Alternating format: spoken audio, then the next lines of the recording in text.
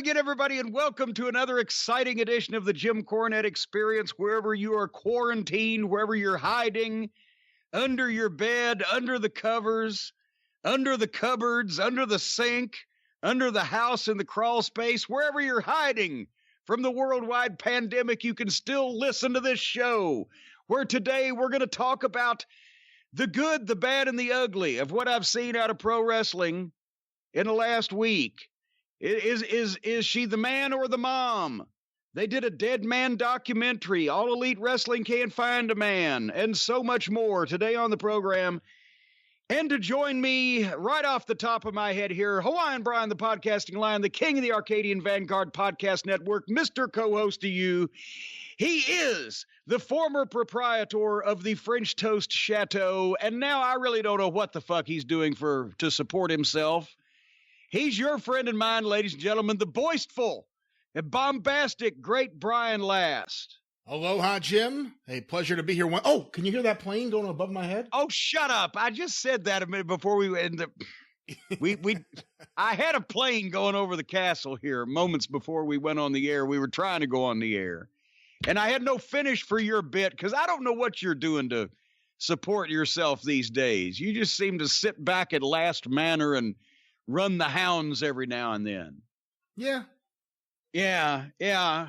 Well, I'm working my fingers to the bone here, and you know what you get when you do that? Bony fingers. I was mentioning to you and got you fired up before we went on the air here also that last night I broke down and threw caution and my diet to the winds, and I had got the delivery now. I didn't go out in public. A giant chicken bacon ranch bear nose pizza here in Louisville. It is, it's a giant pizza, and it's not, there's no marinara sauce on it. It's a ranch sauce, and then they put the giant chunks of white meat chicken and the crumbled up bacon and all that cheese, and then you throw on some green peppers and some mushrooms, and then sprinkle it with the Parmesan Romano, the craft stuff, the high-end shit, not the great value stuff. And you got a fine Italian meal there. Great pizza. That is not pizza. What would be not pizza? No, is there tomato sauce? No, it's a ranch sauce. Then it's not pizza. It's not pizza. Ranch sauce? Come on. You are such a conservative. You're a right-wing pizza nut. I'm going to storm the Capitol with my marinara sauce. He's got a hose connected to a tank of marinara sauce. He's going to sauce us all if we don't reopen the economy. Oh, did you see the fucking computer simulation of a cough in a restaurant?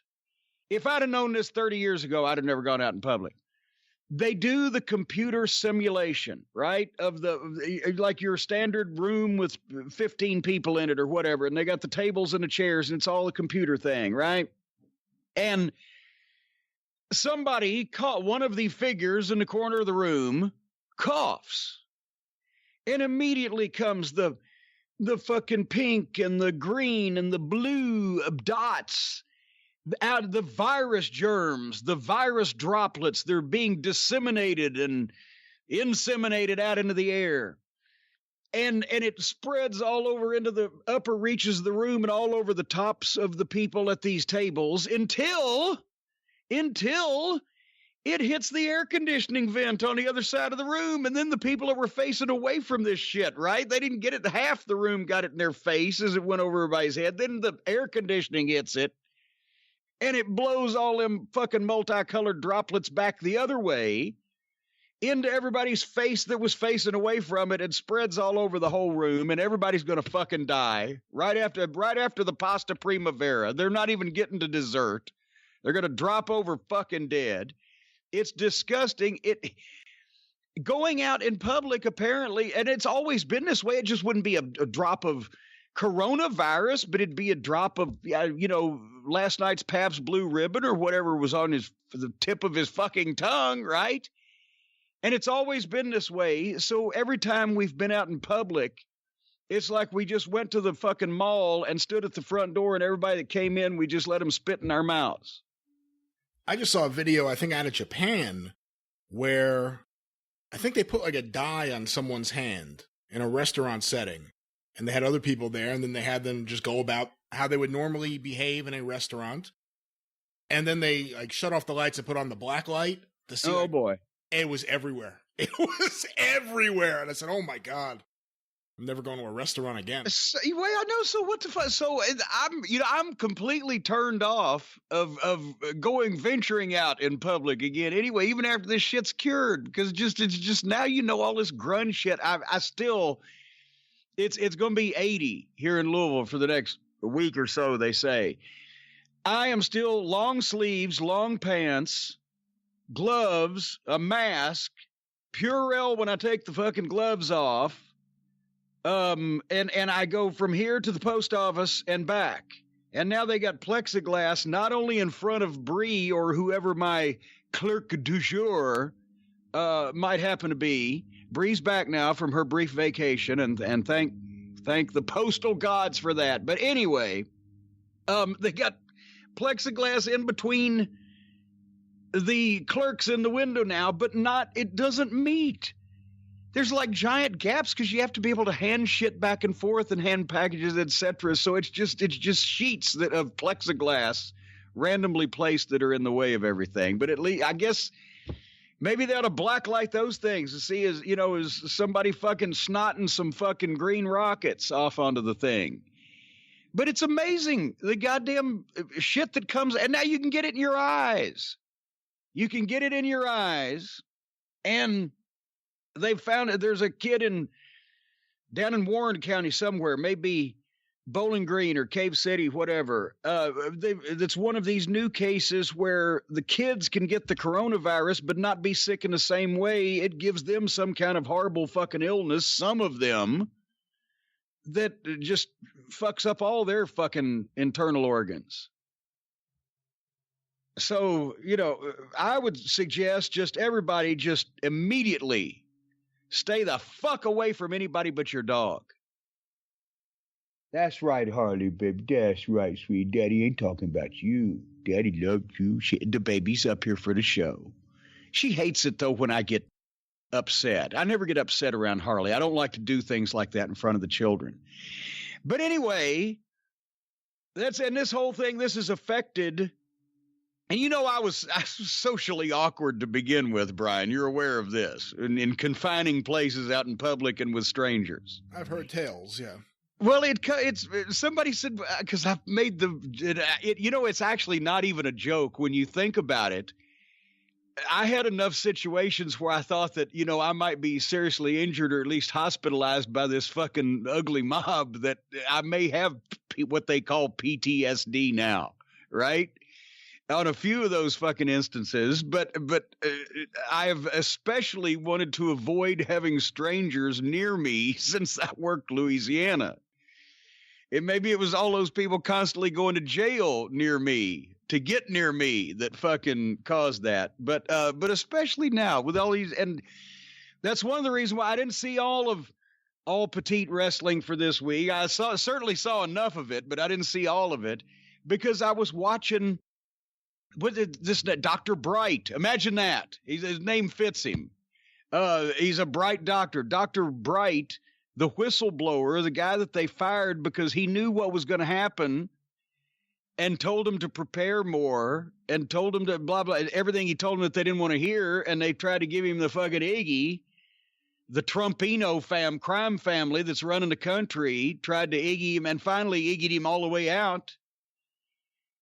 If there was, as I was listening to this guy, and I had to go back to the fucking wrestling show, so I couldn't hear everything. But I realized if there was a God, if there did indeed exist a supreme being, what he's done is he's sent us coronavirus to show us how stupid we were to inflict the other disease known as Donald Trump on the world. America will forever be known in shame as a fucking bunch of morons that actually made this guy, for some brief period of time in history, the most powerful man in the world. Certainly not the most important. But, oh, God. Anyway, I'm not comfy. I think I'm done till next spring going out in public. You will not see me Besides, unless you stake out the post office, because we'll get to that in a second. That's still going to be a frequent fucking stop. But I did 52 miles on my vehicle in the month of April. That is an all-time low in my adult life, and I'm so proud of that. And that was basically 26 fucking about 22 trips to the post office and back that month is what that was. Yeah, this pandemic's going to help a lot of people with car leases who worry about going over the mileage, and now they don't have to worry about it. Yes. I mean, I've been trying to cut my mileage down anyway, but then son of a gun, nature steps in. But speaking of those frantic trips and often and rapid and habitual trips to the post office, and we've been keeping you up to date, folks. The store at jimcornette.com, which is still closed as of today, which is Friday, May 15th, when you're hearing this, we will reopen, as we mentioned on the drive-thru this past week. This coming Monday, May 18th, the store reopens. Cornette's Collectibles at jimcornette.com reopens for business after we've been closed down to clear the backlog of orders that we got when everybody decided to play a rib on me and buy something at the exact same time. All the the mystical domestic orders, baby, the mystical psychedelic domestic orders, that have already been placed. If you have money with me and you have not received your product yet, there's still a few hundred of you. Everything is either gone out this week or will be going out by Tuesday, May 19th.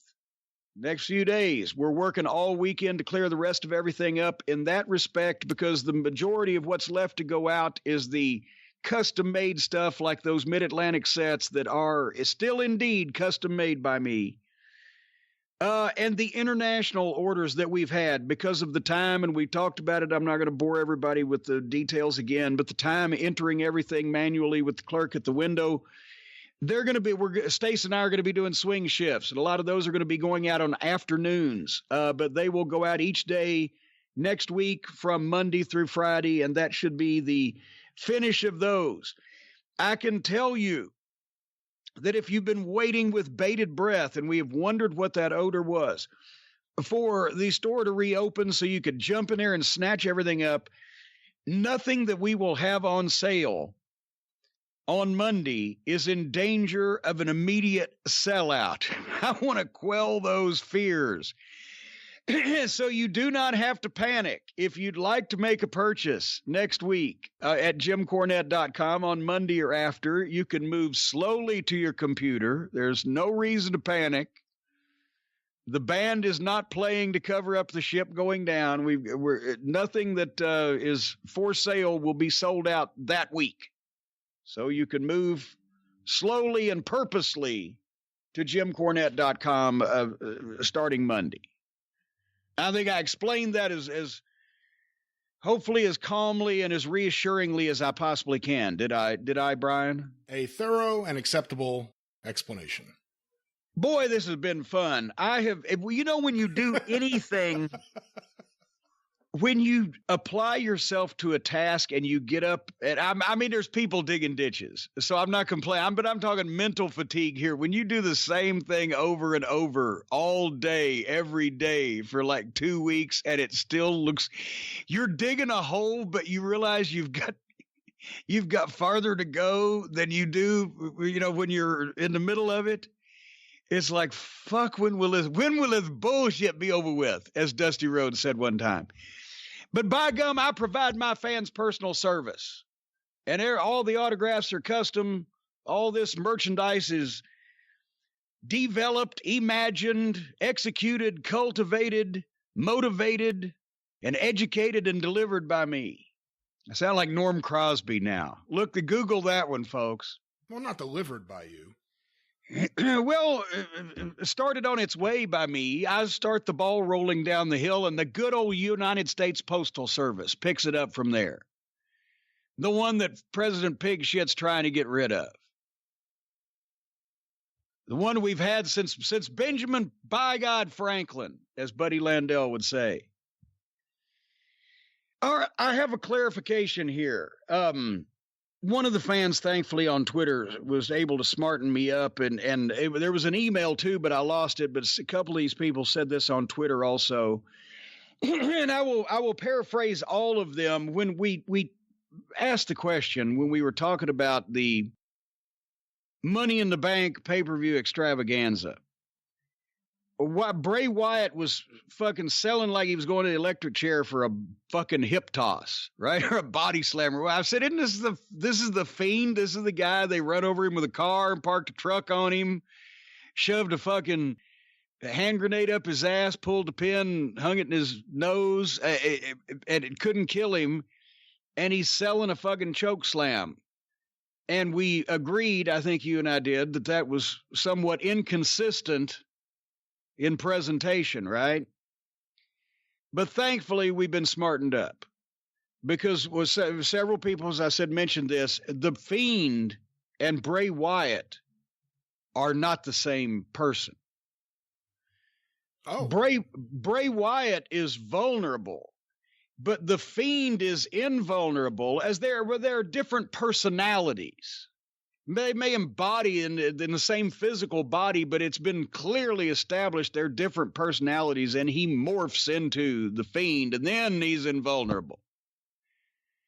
And that was explained to me by apparently, and they spelled everything mostly right, so apparently these were adults, and they were still telling me that in the context of, okay, I understand that in the context of the latest Marvel Cinematic Universe movie, but not out of my professional wrestling. And somebody brought up, well, it's the same that Mankind had Cactus Jack and Dude Love had different personalities. No, it's not the same thing, because for one thing, you didn't beat Mankind with a body slam and have to run over Cactus Jack with a fucking 18-wheeler and he kicks out. It was still the same fucking guy. Help me explain. In Tennessee, they said Roughhouse Fargo was crazy. But they didn't also show him that sometimes he wasn't crazy and he was refereeing in the Carolinas. That would have killed Roughhouse Fargo. Thankfully, TV was regional in those days. You don't suddenly get or lose superpowers, even if you're crazy. And because of the fact that I think we've already established that Bray Wyatt is maybe a talented performer, but not really crazy because of all the fucking over-the-top foolishness they've done to establish that the whole thing's fucking phony. So, no, that's not an acceptable explanation. Oh, they're two different, they exist in two different universes and they morph into each other. I don't care if they're morphing or teleporting or whatever they're doing. No. For fuck's sake. And actually, I'm not justifying I'd rather Bray Wyatt sell a body slam and a choke slam than the Fiend not sell the sledgehammer to the head. But I'm suggesting that once that they've set that precedent, it looks stupid, which is why you don't ever set that precedent, because then it looks stupid if anybody ever sells anything else again. Help me here. Are we supposed to believe that the puppets are alive? Or that Bray Wyatt or the Fiend, whichever one, I'm not sure, have a team of puppeteers that travels with them and that are in cahoots with them? Yes. Yes. Yes, they're alive, or yes, he has a team of puppeteers? Yes, but both. I don't fuck it. That's the thing. No, it's not scary and spooky unless it's a goddamn movie, which then we accept going in and try to lose ourselves in. But that's not what wrestling is, and they don't do a great fucking job of it anyway. But basically, when I see Bray Wyatt actually in front of my eyes, or with no trick photography, morph into the Fiend like Lon Chaney Jr. turning into the fucking Wolfman, then okay, it's the same guy. Otherwise, no, it's not. No, I say no, and now Harley's looking like, what? I'm not doing anything. I want to see an episode of Firefly Funhouse where Bray Wyatt finishes and he waves goodbye and he walks through that little door.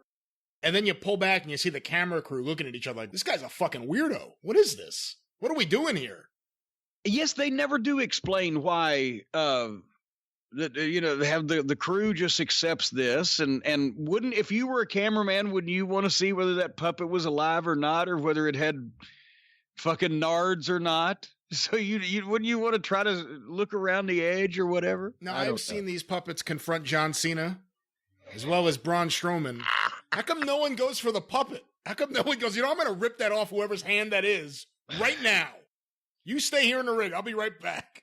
Well, you just stole that from All Petite Wrestling, because they fucking, it wasn't a puppet, but they took their venom out on another inanimate object this week. We're getting ahead of ourselves. Anyway, I talked about Lon Chaney Jr. turning into the Wolfman, and that's almost what I became, at least on top of my head here during this difficult quarantine period. But I'll have you know that my fucking balls and ass have never been slicker. I'm telling you what. No, because of our fine friends. I can't even call them sponsors, because they are our sponsors, but they're also our friends at Manscaped that have basically given us the tools. What are you laughing at? Yeah, I don't know why it tickled me with you just saying, I have slick balls. Just something about that. Oh, boy, I tell you what, they're slicker than a fucking cum on a gold tooth, I'll have you know. Because it's so easy now. It used to be a chore, and you used to, whether you were going to nick yourself or hurt yourself or cut yourself. And some of the boys would take razors to the coin purse, and I'm like, fuck you. But those barber trimmers, those big hedge trimmer things, they can fucking do some damage as well. You can end up looking like Edward Scissorhands was giving you a hand job. But with the Manscaped products that are tailor-made for this type of situation, this type of maneuvering, there's no muss, no fuss, no blood, no pain. And we've talked about the Lawnmower 3.0, but they've got the whole Perfect Package 3.0 precision engineered tools and accoutrements, where you get a whole package of things. Not only the Lawnmower 3.0, it's the body trimmer, it's cordless, it's lightweight, it purrs like a kitten. You can't nick yourself. You can shave even the scruffiest pubic hair off the most sensitive of fucking wrinkled areas.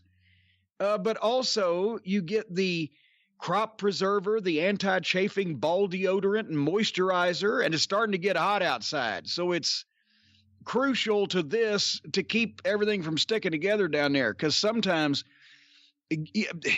I know at least when you get older, peeling your fucking sack off the side of your thigh in the middle of the summertime when you're wearing shorts and no fucking underwear underneath is like fucking when you used to use silly putty to peel the fucking cartoon off the Sunday paper. Oh gosh, it's like you've double stick Elmered yourself. Anyway, this prevents that. Everything smells fresh like the spring flowers outside there, but it's down in your own private garden. And well, everybody needs a secret garden, Brian. But anyway, you can subscribe to the Perfect Package. It's delivered to your door every 3 months with all the replacement blades for the lawnmower trimmer and the whole 9 yards. And if you do this now, if you subscribe, you get 2 free gifts. Subscribe to this package, the Perfect Package. You get the Shed Travel Bag, which is a $39 value, and the patented high-performance anti-chafing, that's another thing you don't want to chafe, Manscaped Boxer Briefs. They're smooth. They're smooth as an insurance salesman. They're smooth as an Undertaker. They will keep you from sticking together down there as well. Anyway, you get 20% off. You get free shipping and the free gifts if you subscribe with the code at manscaped.com. And what is that code again, young man? Hold on. That code is, is it Cornette? It used to be. It is Cornette. It used to be JCE. Now it's Cornette. It's Cornette. Well, that's what it is. Manscaped.com, code Cornette, 20% off, free shipping, the free gifts. It's spring cleaning, baby, down there in the fucking private secret garden. And you never know, you might. And I'll tell you what, if you keep the weeds around your cucumbers trimmed, your cucumber looks bigger. Okay. All right. Manscaped.com. That's what I said. Next week, little plug for our friends at Dark Side of the Ring, because once again, I will be making a reappearance on the program. But it's the one that I have not seen this yet, and I've been waiting for it. I said, I just want to see it on television. The life and times, the story of Owen Hart. And for the first time, and not just because I'm on it, am I wanting to watch it, for the first time that I know of, at least anywhere, maybe the local Calgary television or whatever, but Martha Hart is going to tell her side of the story. And I that's this one of these things where that side has always been missing. And even though other people have tried to manipulate the whole thing or whatever, I think everybody will get a better, clearer picture when they hear what Martha has to say of how it affected their family, rather than just everybody crying about whether Owen gets to go in the Hall of Fame or not or whatever. But anyway, that is on Vice TV, as we know, Tuesday nights at 10 p.m. Eastern. And I know I'm in it because I was in a trailer. So I saw myself briefly. We have an update, Brian, on our TV show theme, not controversy, because there was no controversy. I gave some legitimate candidates for the greatest television theme songs of all time. Mission Impossible, Wild Wild West, I mentioned. Obviously, we talked about the fact that you named Hawaiian Brian, didn't come up with Hawaii 5-0. What you countered with was Different Strokes. I didn't counter Hawaii 5-0 with Different Strokes. You asked about the greatest theme song of all time, and I threw that out there as a potential candidate, which I would put in my top 5 easily. And I explained also, I was talking about instrumental, but that you could consider Different Strokes, as anybody over 11 years old could consider Different Strokes to be a top quality television theme song. Very clever lyrics. Other people have mentioned the iconic Bonanza theme. It only had words once on the first episode. They never sung it again. Go back and YouTube that if you can, because then you'll find out why. But what an iconic... There was Lost in Space, and a lot of those Irwin Allen TV shows had great, majestic, adventurous type music, but Lost in Space was the best. The Tarzan with Ron Ely, the 60s television version of Tarzan. Every show you name is something you saw when you were a kid on TV. What about Spider-Man, the cartoon? Spider-Man does whatever a spider can. Spins a web any size. Catches thieves just like flies. Look out, there goes the Spider-Man. How about Leave It to Beaver? That's iconic in its own way, but it's not really... It's not really something that's going to get you all jazzed up to go out and commit some mayhem. Is that what the qualifications are? Well, these songs are all ready to commit mayhem. Like Mission Impossible. Dun, dun, dun, dun, dun, dun, dun, dun, dun, dun. Underdog, even. Peter Gunn. Well, and that's what I was going to miss. Somebody immediately mentioned Peter Gunn, and Cornette, I can't believe he didn't say that, and I should have said that, but that is actually, and somebody mentioned that's what Big Bubba Rogers used. I know because I picked that. Because here was the instruction that we got from Dusty. And then I'm going to read what I've got to read that brought this whole thing up, but I got to find that anyway. So there we go. All right. Anyway, with Bubba, Dusty had liked Ray Traylor. And he took that slingshot suplex on Atlanta TV from Tully when he was like 360 pounds, Bubba, not Tully. And he saw something in the guy, so in a way he could move. So he tells him, take off 6 weeks from TV and come back. And he had the idea to give me a bodyguard from home. And he knew that Bubba had legitimately only had like 10 matches at that point. But he saw a gimmick and he felt like that he could create that. And he knew what he wanted to do in his head, but he gave us very little specific instruction. Bubba was told to grow a beard, facial hair, so he'd look older because he was 22 years old. He had that baby face, and show up wearing a suit to the TV tapings, and I think it was Greenwood, South Carolina. And you're going to be Jim Cornette's bodyguard. So that's where he showed up, and he had sunglasses, I think, thank goodness. And at first he just went out and stood behind me, and I cut the promo introducing him, and Mama sent him down from Louisville because, to take care of me because these people have been putting their hands on me. It was after the James boys or whatever. But anyway, so for a while, Bubba was just the bodyguard, but Dusty eventually knew he was going to work a program with him from the start, and they were going to have matches eventually. And when Bubba came out with the Midnight Express, if we did 6-man, we'd use the Midnight music, but because Bubba was going to have Spotlight put on him as a single, before the first time that he actually had a single match, I said, what the fuck would the guy's wearing a suit and a hat and sunglasses, and he's supposedly a fucking thug or a bodyguard or a strong arm guy or whatever. I just liked that fucking vibe that the Peter Gunn theme gave out. And it was kind of retro even at that time. This was 35 years ago, and it was fucking 25 years old or whatever. But I thought it fit, so I just fucking taped it and went and asked Dusty, when Bubba has music, what about the theme from Peter Gunn? He's like, yo, kid, that's great. He didn't give a shit, right? He said, that's great. Okay, so I gave it to the fucking guys in Crockett's truck, the Nemo truck. And that's how Big Bubba got to Peter Gunn theme. Of course, it's been edited off of all the replays and everything on the network now, but it was that easy. We just made the shit up as we went along. And then Bubba being able to stand at ringside and watch the best talent in the world every night have matches, the Midnight against the Rock and Roll, or the fucking everybody that was in Crockett Promotions at that time, he was learning while watching and then interfering and get timing.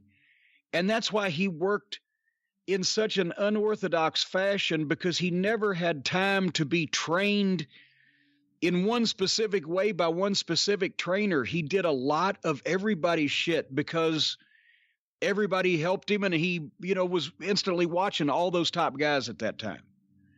But that's how the music came up. So yes, the Peter Gunn theme is, up there. But have you got anything else to suggest to redeem yourself after those fine programs and pieces of music that I've mentioned before I give you the kicker on this thing? The theme to Dallas. Okay, I can see that. Quite iconic.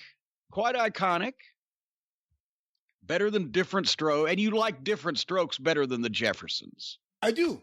Nothing against the Jeffersons. Nice song. Good show. But the theme to Different Strokes, good lyrics, good beat, gets you in a good mood. Written by Alan Thicke. Wait a minute, how many of those kids were in that show? There were 3 kids, and then eventually they added it would not get me in a good mood to be fucking thinking, oh my God, this song is about me having 3 fucking kids. And then eventually, after some of those kids started having drug problems, they added a redheaded stepchild. The last couple seasons. Played by Danny Bonaducci, or no, I guess he would have been. No, it was a different. I think his name was Danny, though. He was on Salute Your Shorts years later on Nickelodeon. Not that you were watching that. Another show with a good theme song, but anyway. All right, but anyway, I wanted to read you something because we talked about right now on MeTV on Sunday nights into Monday mornings, they're showing reruns the first season of Mission Impossible. And that's how the whole thing came up, because I love the theme, and the first minute of the show is my favorite, and then I turn it off. But I want to see the opening music video that they do custom for every week's show, and I want to hear that music, right? But the reason why I haven't been watching the show is because the first season, it wasn't Peter Graves. It was Stephen Hill. This fucking bland, boring, to me, he was just rotten, and I didn't believe him. I didn't buy him in this role. And I've never seen him in anything else. So I mentioned that. I said, but after the first season, they dumped this guy, and that's when they brought, instead of Mr. Briggs, it was Mr. Phelps. They brought in Peter Graves. Now the show is iconic, and they polished up the manner of presenting the case in the open with how the tape self-destructed and the whole 9 yards, all the famous things that we know about today. But fuck season 1, I ain't going to watch it, right? Somebody sent me a link to this. I went to Stephen Hill's Wikipedia page. Apparently, he only died less than 4 years ago. He was 94 years old. And since I did not watch this show because I was still in the wrestling business, he was on Law and Order for 10 seasons from 1990 to 2000 on NBC, Law and Order, which I never watched it. And I wouldn't have recognized the guy 30 years later anyway, probably. But his character was loosely modeled, and he was supposedly played Adam Schiff or something or whatever the fuck. But anyway, he was a character in Law and Order. But listen to this. Oh, yeah, I'm looking at this now. Yeah, I know who he was. Okay. Oh, yeah. Okay. Well, listen to this, though. It goes into his early, screen work on the Wikipedia and whatever the fuck, blah, blah, blah, and TV's golden age. He was a well thought of actor that was fairly artistic, whatever. But then he gets the Mission Impossible job, and it says, okay, boom. He said, as one of the, and you might give some input into this, being as you're a militant Jew. As one of the few Orthodox Jewish actors working in Hollywood, he made it clear in advance of production that he was not able to work on the Sabbath, i.e. sundown Friday to dusk Saturday, and that he would leave the set every Friday before sundown.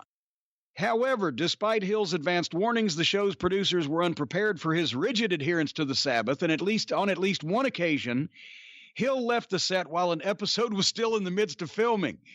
The producers used a number of ways of reducing the role of Hill's character, Dan Briggs, whereby he would only obtain and hand out the mission details at the start of certain episodes, being unable to take further part in the mission as he was known to people they would encounter. This was used at least 3 times. Or Briggs would need to don a disguise, and another actor would then play his role incognito into the conclusion of the mission and episode when Briggs would peel off a face mask. Vince McMahon never even went this far on fucking trying to replace fucking gimmicks, right? On other occasions, Briggs was waiting to pick up the team at the end. Well, he was playing a high-priced soccer mom. This is the star of the show. Usually, Martin Landau's character took over as the team leader for missions. I'm laughing too hard. In Briggs's absence, Landau being initially a special guest star for the first season, not even included in the show's original opening credits. According to Desilu executive Herb Solow, William Shatner once burst into his office claiming, "Steve just asked me how many Jews worked on Star Trek. He's recruiting a prayer group of 10 guys to worship together on top of the studio's highest building, and he only had 6 Jews from Mission Impossible. He asked if I would come and bring you and Nimoy with me." Hill was briefly suspended from the show near the end of the season during the production of episode 23. I mean, this is the best part. Titled Action. In it, for the only time, Barbara Bain's character Cinnamon Carter obtained the mission details through the taped instructions, even though Landau's character then actually led the team. The suspension was imposed after Stephen Hill refused to climb to the rafters via a soundstage staircase as was called for in the script. This incident was ostensibly unrelated to any religious observances of Hill's. He's just like, I'm not climbing that fucking staircase. Consequently, Hill was written out of that episode, and when he returned to Mission Impossible for the 5 remaining episodes of the season, his role was severely reduced. He was not asked to return for season 2 and was replaced by Peter Graves. No on-screen explanation was ever given regarding Dan Briggs's later absence from the series. He was probably still at the bottom of the staircase. Amazing. That is fucking strange. And then the next paragraph says, after appearing in Mission Impossible, Hill did no other acting work for the following 10 years. Having what he calls tremendous periods of unemployment. He said of his own career, what we have here is a story of profound instability and impermanence. You know, he was really good as the district attorney on Law and Order. I didn't recognize the name right away, but as soon as I saw the picture of him, I know who it is. You never watched Law and Order? You never got into that? I was 1990 through 2000. I'm in the wrestling business. I'm at Smoky Mountain Wrestling. I don't remember where I got my haircut from 1992 through 1996. See, that's one of the greatest shows in television history, or network television history. The reruns are still on all the time. Obviously, there are spin-offs. There's the Special Victims Unit, different ones, but the original one, Law and Order, at least after the first 2 seasons, is amazing. I've seen episodes. I don't know the show. I don't know the characters. I've seen individual episodes of it or some of its offshoots. I know Mariska Hargitay. Hargitay? That's how do you Special say that? Victims Unit, yes. Hargitay. Well, I'd love to be her special victim. So I've seen a few of those. But I wasn't thinking about this was the same guy that, 25 years beforehand, I remember as the dull guy in the first season of Mission Impossible from when I'm 6 years old or whatever. So I would not have put that together. You know who Mariska Hargitay's mother was, right? Jane Mansfield. That's right. What the asking me that, like trying to fucking you didn't bump know me her off name. You didn't know her name 5 minutes ago. How was I supposed to know that you would know that? I didn't know whose name. You were like, is it Mariska Hargitay? Well, I know how to. I don't know how you pronounce it as much as I just know what it looks like when it's underneath her fucking credit and her face is on there. Hargitay, because her father, Mickey Hargitay, was the big bodybuilder in the 60s that I'm sure Jane Mansfield was enamored of. And boy, if there was home video back in those days, you could have made some money there.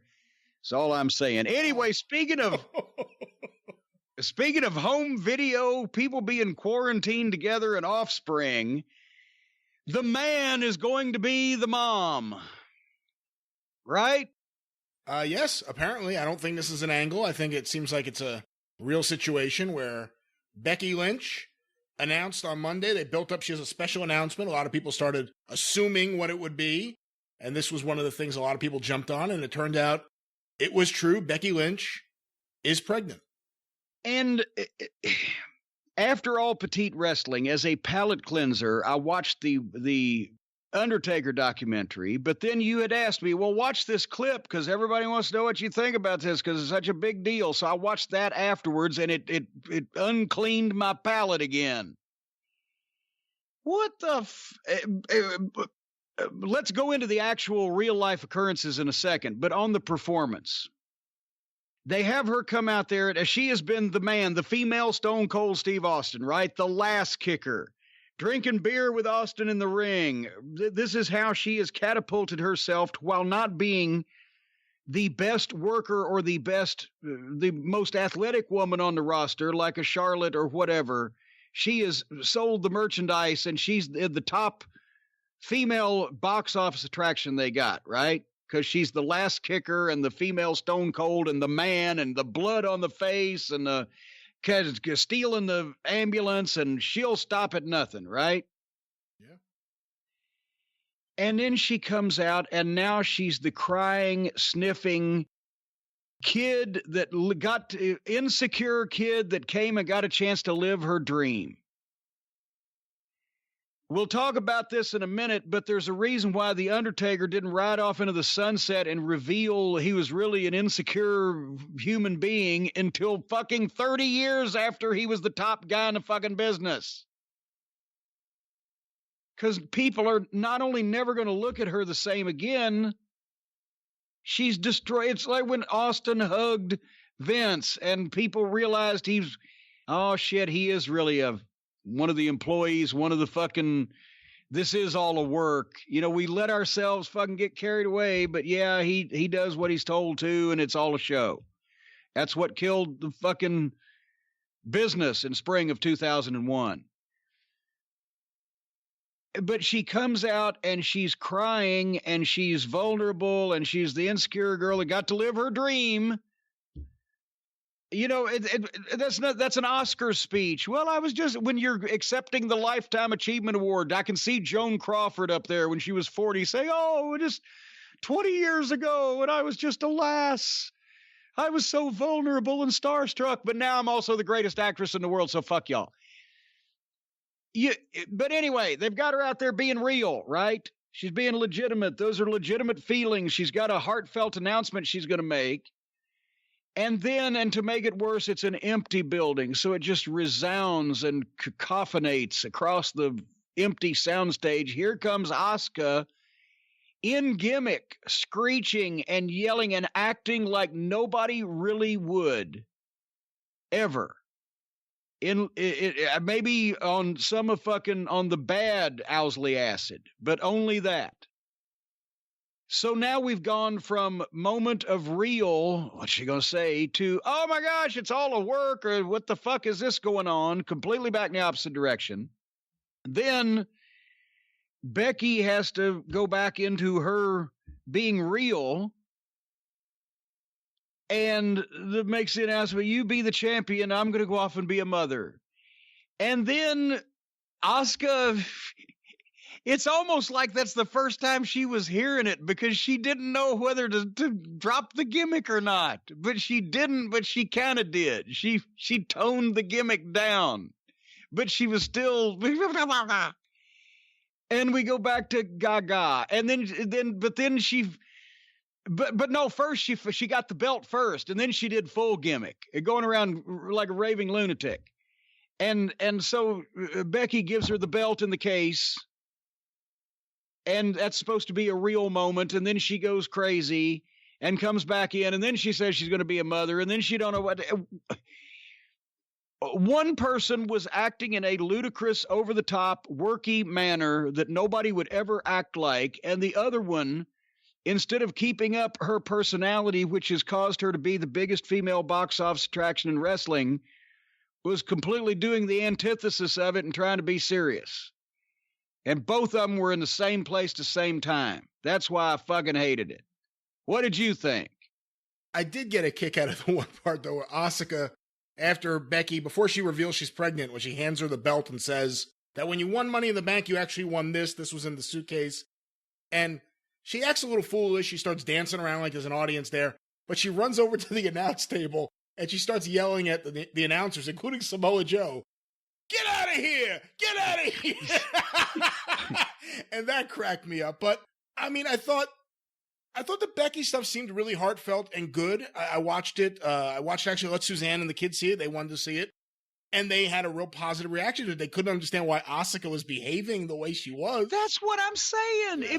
If you're going to be real and heartfelt, then, I mean, fucking hell, what would have happened if right in the middle of Tarzan trying to revive Jane from the fucking poison dart that the pygmies blew into her, Cheetah jumped in the scene and started doing the fucking cartwheels? It didn't fit. It was so, and especially with no people there, and not even fans or anybody making any background noise whatsoever. It was just so odd. So that, yeah, if that's what you want, obviously Becky Lynch is not going to be wrestling for a while. So, but for the future, if she ever wants to come back to the wrestling business, it's just, why is it a standard line now that everybody, no matter how big a star they get to be, or no matter how they're presented, somewhere they have to be broadcast saying, "Oh, this has always been my dream, and I'm just so lucky, and I was so insecure." Fuck. If I'm looking at a star, I was lucky to get in the wrestling business, and I was actually looking back on it now, almost ridiculously lucky that I was on top everywhere almost every time I did anything. When you look back on it, it's fucking freaky, but I was not going to break down into tears at ringside managing the Midnight Express at fucking Starrcade. I was too busy worrying about whether I was going to break my leg, but that's a different story. But the point is, it makes them all so... A lot of times a star just needs to be an asshole, or at least convinced of themselves. You know, you never saw Sylvester Stallone when he was fucking Rocky coming, "Oh, you know, I did it." Anyway, that's just... Do you think this is another example of Seth Rollins fucking someone out of the title? All right, well, here, this is not going to be a popular opinion because everybody's, oh, isn't it wonderful? And oh, motherhood's wonderful. And oh, it's so wonderful. If I was, well, I don't know if anything affects Vince or how it affects Vince or whatever the fuck anymore, but let's say it's my territory and I'm paying Becky Lynch 7 figures a year because she's drawing me, obviously, at least 7 figures a year. Vince doesn't pay anybody more than they're worth in some respect or another. Ticket sales, merchandise, general overall ambiance. This is a multi-million-dollar talent, and she tells me she's pregnant? What the fuck? What the fuck? Maybe there's extenuating circumstances. Maybe she has an injury we're not aware of where she could, have to quit at any minute. And in that case, it's like, well, what the fuck? Or maybe, and I don't think this to be the case, apparently. I was thinking, well, is she just pissed off at the company or at the business in general and just says, fuck it, I'll fucking just quit? This is like one of the boys breaking his leg on purpose while he's on top. You can control. This is not like a fucking injury. This could have been controlled. It's not like I don't never want them to have children, but do you fucking, when both of you have top spots where you could make 7 fucking figures a year and blah, blah, blah, wait 3 years, have a fucking baby. What the fuck? What happened if she does come back and even gets to this level of success again and gets this level of spot again? As soon as she does, something happens, she gets hurt. Then she can't do it at all. She could have the baby after she eventually got hurt, because everybody gets hurt. There would have been a good way to fucking rehab a goddamn injury. Go have a baby. I don't fucking know. But I find it insane that someone that young, who has had that level of success for that short a period of time, what's it been, 6-7 years? That's nothing. Well, not this level. This level of success is, maybe 3 years. Well, but I mean the whole run in the company, and she just gets there. It's like when Brock quit when he was making more than $1 million a year. I don't want to end up like those guys all broke down and, drinking. Well, good. Wait a fucking year and a half or two, you idiot. Because you ain't there yet. Whatever the point is, if I was Vince, I'd be hot, because I'd sure be hot if it was my millions of dollars. This is not like an injury that can't be prevented. This could have been controlled and or timed, except they obviously didn't control it or time it. But somebody that young, that age, that's achieved that level of success, and you have a baby? The fuck? Jesus Christ. I'm gobsmacked. I am gobsmacked. Everyone's like, oh, but it'll be so wonderful. Well, it'd also be just as wonderful in 3 or 4 years when you've made millions more dollars and you're not in the middle of a fucking great run like that. I like it. It's like one of the boys breaking their leg on purpose. Who do you think will be next? I know from Suzanne and her friends, usually when one gets pregnant, next thing you know, a few others are pregnant at around the same time. Do you think Charlotte will be next to get pregnant? I don't know, but if I was Vince, I would start writing pregnancy clauses into every woman's contract, because that's just fucking ludicrous. And that was the same thing. Awesome Kong should have been a huge star. When she went to the WWF, that was right. She was still, I know she's had back problems and had wrestled a lot, and that was 7-8 years ago, whatever the fuck. When she went up there, she was still coming off that TNA run. And she was fantastic, and has to come out and announce she's pregnant, this monster, this beast they've built. And it just exposed her and exposed everything. And then obviously that was that. She should have been a huge fucking deal up there. And, in the old days, well, first of all, this wouldn't happen in the old days. I'll tell you why in a second, but you could have done an injury thing. And you wouldn't have to have that, make that fucking sappy, fucking snot-inducing, wet-eyed fucking statement and ruin the gimmick and the character of your fucking biggest female star. She could have been injured and put out of wrestling, and in a year and a half she could come back, and my God, she'd be even bigger. But, of course, you couldn't keep that a secret for a year and a half, because I'm sure they'll fucking post pictures everywhere in public on the internet. But if they'd been business, They could have figured out some way without her taking any ridiculous bump or whatever to injure her, and fucking she's gone, and you don't think about her. And then when she comes back to get even, holy shit, that would have been some business. But instead, I'm going to cry and I'm going to go home and have a baby. And all the stuff these fucking milksop, soft, gutless fucking modern wrestling fans like to hear. But somebody asked me what would happen if in the territories in the old days, if a woman got pregnant, how would they get out of a story or an angle or whatever? Oh, I know the answer to this. Well, yes, you do. They would have been in one. Oh, I was going to say what happens is Paul Lee then just says all of a sudden that you're a lesbian having an affair with Kimona Wanalea, and everyone forgets you're pregnant. Well, no, that still wasn't in the old days in the territories. I know. I forgot about that thing, actually, also. Eula McGillicuddy announces she's pregnant, and then she announces it's not Raven, so I've been with this whole time. It's Tommy Dreamers, the guy who's been pile driving me for months.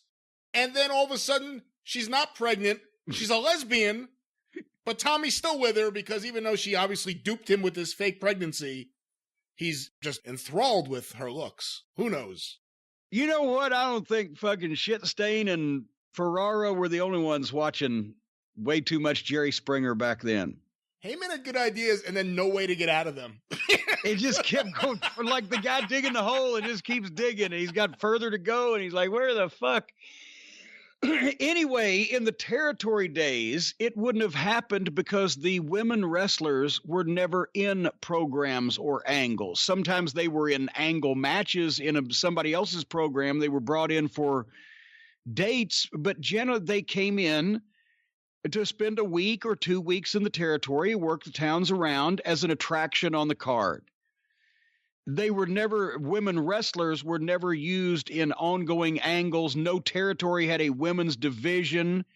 The thought would have been laughed out of goddamn every building that you presented it in, that they would go to that expense because nobody wanted to see women's wrestling.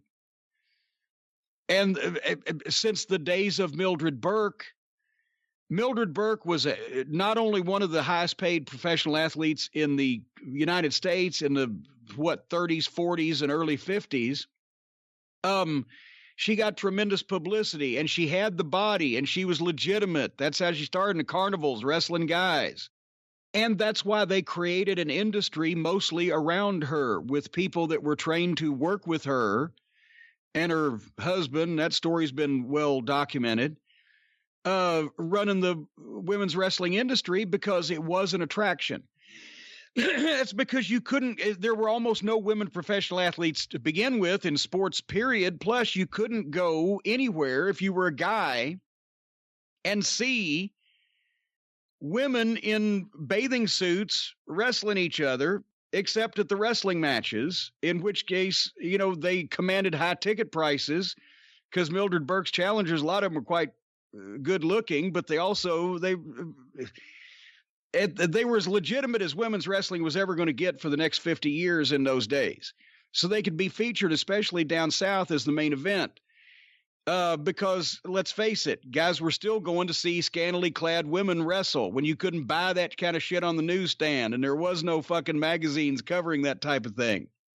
But it was a bigger deal. And then as the 50s went on and TV and strippers and burlesque shows and blah, blah, blah, it became less about going to see the scantily clad women and more about Moolah's business, where she trained women to keep the fucking business going because none of the male promoters were attempting to break any women into the wrestling business. They didn't give a fuck. They weren't going to use them regular. They didn't care. So Moolah trained women and kept the women's wrestling business going, and the girls were booked as attractions on the card, never in an important position because they weren't going to really sell any tickets. Every once in a while, it was the same kind of thing as, hey, the midgets are coming to town, or the Bears coming because it's Christmas week and the kids will be there, or whatever. So a few times a year, the girls would get booked for a girls' single match, tag match, whatever.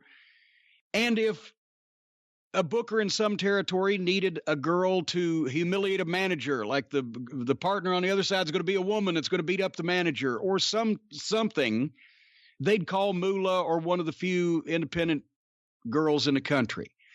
The ongoing women in the territories from the dawn of the wrestling business were always the significant other of the star that they were with, going back to Gorgeous George, and his valet was his wife.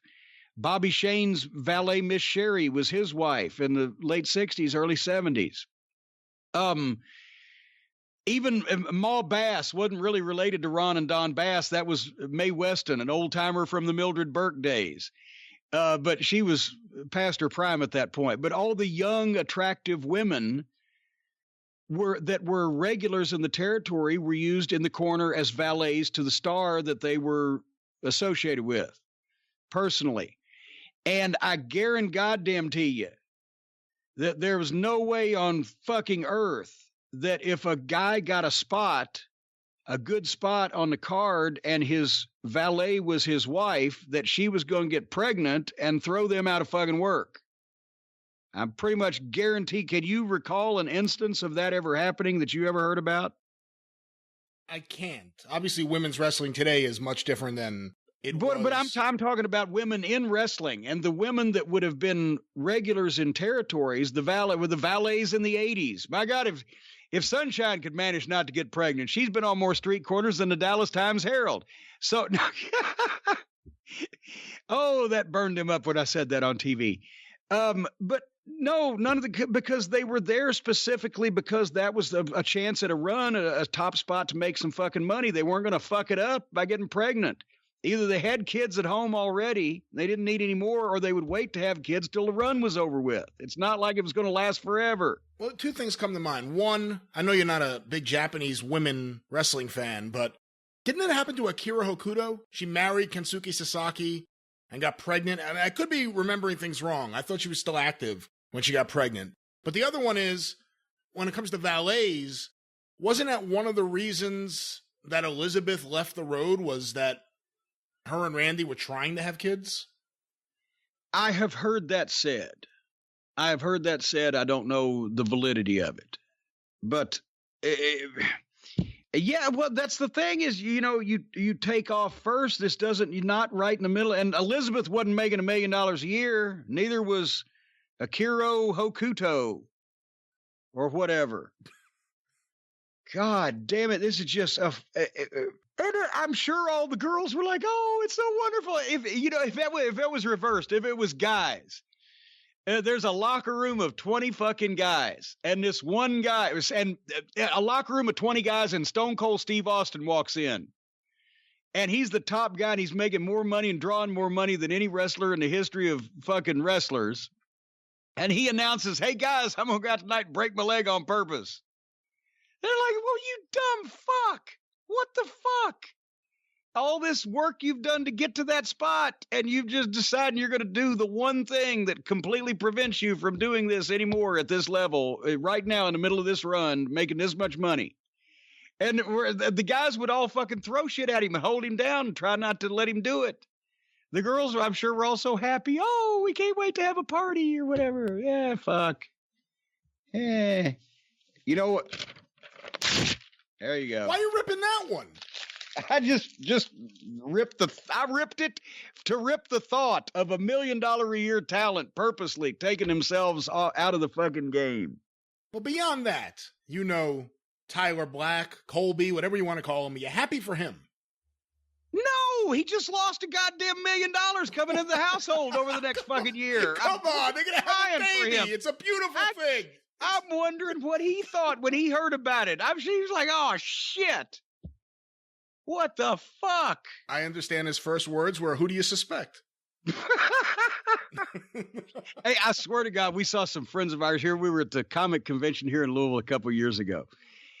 And these friends that we knew they used to come to OVW, me and Stacy, were at the booth, and they come up, and the guy says, I won't mention any names, but his girlfriend, "Oh, so-and-so's pregnant." And my first thing was, "Oh, man, what are you going to do?" Right? And then he's kind of looks, and he's like, I said, "Oh, is it good? Is that?" And Stacy's like, "No, they want it." Oh, it's good. Right. Hey, every time that word has been bandied in my direction, throughout my lifetime, the few times that it has, and thankfully incorrectly in each instance. I have, boy, you talk about somebody's asshole puckering up. You could have shoved a lump of coal up my ass and come out with a 10-carat diamond. I love that your response to "we're pregnant" is, "Oh no, what are you going to do?" Yeah. Fuck, that's some big time shit right there, man. Well, congratulations, Becky and Seth. Yeah. Tyler, Colby, whatever you're calling yourself today. You're going to, about 15 years when that kid's costing you a fortune, you're going to miss that $1 million, kids. What do you think they're going to do? I mean, here's a hypothetical for you. He's on, let's say on the road. There is no on the road anymore. But he's still active. If she's about to have a baby, I'm going to guess she's going to be out of the ring for a considerable period of time. Do you think eventually they get an RV and travel with the baby, get a nanny? What do you think they do? I mean, boy, that's a pain in the ass. It's just, why do you think I didn't get a puppy until I slowed down my travel on the road? So with a baby is a giant pain in the ass from what I've seen. You can't, and also here's one thing, you can't just call Pet Suites and book a fucking atrium room for a baby. And as long as the baby gets walked 3 or 4 times a day and a couple of playtime sessions and regular food and her blankie and her bed and her favorite little toy, she's fine for a weekend. They require a little bit more fucking attention. So that I don't know how she's going to come back in the next little while. And then, like I said, then they got to become the traveling. And then that's not the image of a fucking rock star. Like Seth Rollins, I don't know what this Monday Night Messiah horse shit is, but he's like John Morrison. He looks like a fucking rock star. He ought to be being presented as a goddamn pussy magnet with some personality, being allowed to go out there and shit talk some people instead of whatever that monotone crap is that they're giving him. And the last thing I would want anybody in the public to know, if I was Seth Rollins, is that I'm with Becky Lynch or with anybody else. And we'll talk about the Undertaker documentary here in a minute. The one fucking guy, and this is why they're doing documentaries on him, the one fucking guy that has waited until he's decided to ride off in the sunset to open the curtain and peel back the mystique. I'd have Seth Rollins, at least in publicity, fucking every goddamn Hollywood starlet in sight, fucking being a goddamn rock star, going out kicking people's ass, fucking bragging about it. Look at that fucking guy. And instead of Monday Night Messiah, and they've got him out there fucking doing high school play lines. Anyway. Well, let's just hope that the baby gets its promo abilities from her side of the family. Well, if you turned him loose and actually gave him something to say, I bet you he could do better than what he has done. Anyway, I thought you were going to say, well, hopefully if the pregnancy causes any kind of joint pain or discomfort, at least that's what we're going to do. We're going to send as a baby present to replace that $1 million that Seth Rollins' income just took the hit on over the next 12 months in his household. And we're going to send him our code to get 20% off the Omax Cryo Freeze. That's right, ladies and gentlemen, because we've talked about the pain relief roll-on, the sport cream. As a matter of fact, Stace just rubbed some on this morning because she slept sideways, jacked her neck up, and instantly went to this stuff because she knows that's what makes you feel better. We've sent numerous care packages of this out to her mother in California that's had everything replaced but her sense of humor, for heaven's sake, thankfully. Hips, knees, everything like that. And she loves it. Now they've got the Advanced Joint Defense one-a-day supplement. A clinically proven ingredient called NEM, not MNM, but NEM, and hemp-derived CBD relieves joint discomfort and soreness in 7 days or less. You pop one of these in the morning, go about your day, and it reduces aches and pains from sore muscles, joint overuse, aging. And aging is always a good thing. I prefer that instead of the alternative. So if you want to stay active, improve your flexibility, address your long-term joint health, Now, some of you out there insert your own joke there, but I'm talking about elbows, shoulders, knees, ankles, things of that nature. Right now, go to Omax Health, HEALTH.com,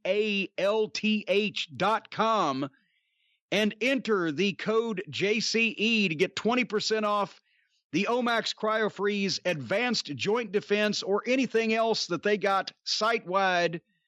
All the goodies they got, the creams and the potions that'll make you feel better and move around loose as a goose. Don't let muscle soreness continue to be an excuse for not living an active lifestyle. Go to omaxhealth.com and feel relief faster. That's the first thing I say every morning when I get up. I repeat that to myself. Just remember what all the ring rats say to MJF. Omax. You know, he actually should use that. He really should. Anyway. Probably hook him up with a nice deal. 20% off. Fucking hell. Let's talk about, now that we've finished alienating all the young mothers in the audience, I'm sorry. I don't understand that in the overall scheme of life. You can't always be on top in a wrestling business in $1 million a year spot or more. But you can, what is she? Is she 30? Can she be 30 years old? Oh, at least I think, yeah. Well, still, she's got many more years before the fucking easy bake oven power gets shut off. She can have all those problems like a distended stomach and stretch marks and hemorrhoids and hormone problems and mood swings and all the joys of motherhood much later on when she ain't making $1 million a year. She's 33. Well, there you go. She's got years left on the clock there. What would you do if your wife came home and said, instead of making $1 million next year, I'm going to basically just be a raging bitch for the next 9 months and then give you more shit to worry about around the house? Well, that's not typically how that conversation happens, but I would say, that's a beautiful thing. Don't worry about it. I got enough money for both of us. You overlooked the $1 million. I have enough money for both of us. We'll be fine. Do you have an extra $1 million that you don't have to do dick all the shit for next year? Well, I may, but even if I do, the point isn't we're going to spend $1 million in the next year. The point is we have to adjust our budget and fix things and prepare for the wonders of childbirth. Oh, God damn it. That's the wonder years. I'm surprised you didn't mention that for theme songs. You never have an extra $1 million. That's why it's extra. Whatever you have, you would never have the $1 million that she had because she was going to have it. But when she brought it into the household, it would become community property. So you cannot replace that. You can go out and make another $1 million, but then you went out and made $1 million and did all that work to make $1 million. And she did dick all of nothing except sit there and have the kid. So what are you saying? I'm being ripped off? No, because I'm not aware that your wife was ever going to make the goddamn $1 million. So that's a moot point of it, And by the way, Wonder Years doesn't count because that's an actual commercially available song. That's Joe Cocker. I don't think that's eligible. Just like, Welcome Back Kotter isn't eligible because that's a song that was on an album by John Sebastian. You're mixing metaphors. We're back to this $1 million.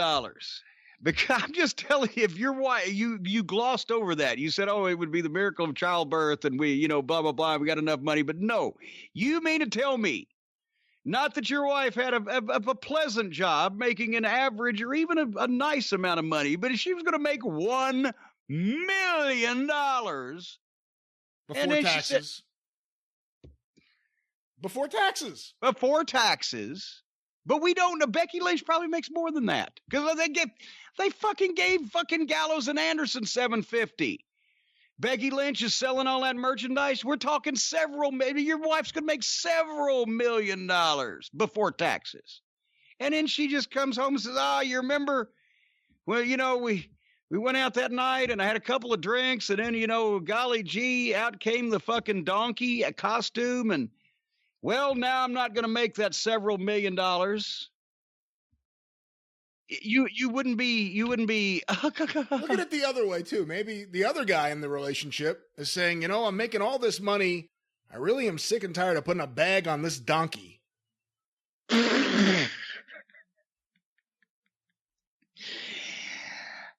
Well, that's why they make bags and donkeys. I don't know how to follow that. I don't know. Anyway.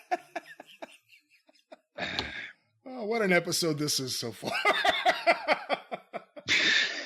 All right.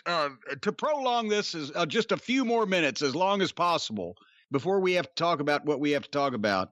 What are you doing this week on your various programming? Another action-packed week on the Arcadian Vanguard Podcast Network. Get information about all of our shows on Twitter at Superpodcasts or on Facebook, facebook.com/Arcadian Vanguard. A few notes real quick right here. Want to mention episode 100 of Stick to Wrestling with John McAdam and Sean Goodwin is out right now. Their special guest, Sean Grande of the Boston Celtics, the voice of the Boston Celtics. Check that out today at McAdamPod.com or available wherever it is that you find your favorite podcast. Also want to make mention of the Mid-South Wrestling Television Review Podcast, where myself and Mike Mills go back through Mid-South Wrestling history, watching each episode in order and describing what happens with some great audio accompaniment. And we are right now in the summer, the beginning of the summer of 1983. A new wrestler has arrived named Terry Allen. Find out how he becomes Magnum TA at midsouthpod.com or available wherever you find your favorite podcast. I do have to say also, King Kong Bundy is in Mid-South right now. And I keep just wondering, when does he mess up to the point where they lose all faith in him whatsoever? I'm watching for that. There have been little signs, but you don't know exactly what it'll be. They said not only did Ernie Ladd did the thing one time, Bundy, you big fat piece of shit, chewing him out, but also apparently in Shreveport, Louisiana one night at the old Memorial Auditorium, some fan jumped on fucking Bundy and was wailing the shit out of him, and he jumped on him to where he was on top of fucking Bundy like a cat. And there's Bundy, 400 fucking whatever pounds and 6'6" or whatever, couldn't get this guy off his head, and he was drooping, going down, and he went down to a knee. And Grizzly Smith, retired at that point, 7 feet, 400 pounds. They said he jumped off the stage to go pull the mark off of Bundy. Well, hear more from Mid-South Wrestling, midsouthpod.com. Available wherever you find your favorite podcasts. And, of course, the 605 Super Podcast, the Mothership. Who the hell do you think you are? The great Brian Last, and I am hosting the latest episode of the Super Podcast out right now. Hear all about Great American Bash 85 on videotape from Jeff Otto. Hear from Al Getz about charting the territories. Find out what really happened behind the scenes with the now off the market Rocky Johnson book Soul Man. Find out who may have played a part in some of the things that happened. So really interesting couple of conversations with Scott Teal and Greg Oliver that everyone should check out. Plus so much more, including Hawaii audio from 1968. So many of you have heard about King Curtis, and it's one thing to see King Curtis and hear King Curtis in the United States, but it's another thing to hear him in Hawaii, where everyone had as much time as they needed, as much time as they wanted to do their promos. So hear King Curtis, Handsome Johnny Barend, Ripper Collins, Jim Haiti, a guy who a lot of people don't know about, but was a major star in Hawaii, who unfortunately passed away young about a year after this recording, actually. Hear that and so much more in another packed episode, including Kentucky Fried Wrestling outtakes with me and the late Scott Bowden. 605pod.com, available wherever it is that you find your favorite podcasts. The Mothership! Oh, for heaven's sake, you got a twofer there. That was a good one. That last one was good. All right, AEW thoughts. It's not a complete review because I didn't watch the entire program because I was watching the whistleblower. And that was a little bit more, but some of this, if they just had one good, solid yeller, right? Just one person that was going around yelling at people in that company, they could get something out of it. But I don't think anybody's yelling at anybody. They're in the big arena. I don't like seeing the sky. I like the smaller room. I know now because but not only because it's a bigger place, but it's outdoors. They obviously had, I won't say they weren't fans, but there were other people. There were crew members. There were women screaming. There were other people that you really didn't see sitting up in a section of the stands to make more noise. Am I correct on this? Besides the folks at ringside this week. Yeah, I figured they must have been crew members and, friends and family of the wrestlers. Yeah. So if they've got an outdoor place and a bigger place like that, they did have more noise. My God, why can't the fucking richest wrestling company in the history of the known planet pick up on this and have some people making noise somehow? They're breaking every other regulation, but that helps. I still like the small room, but I can understand if they traded that. I like having the underneath and prelim guys and the trainees and wrestling school students around ringside. If they're letting crew members and people like that up top, I don't know why they wouldn't put some of those people down there. I don't like having top guys.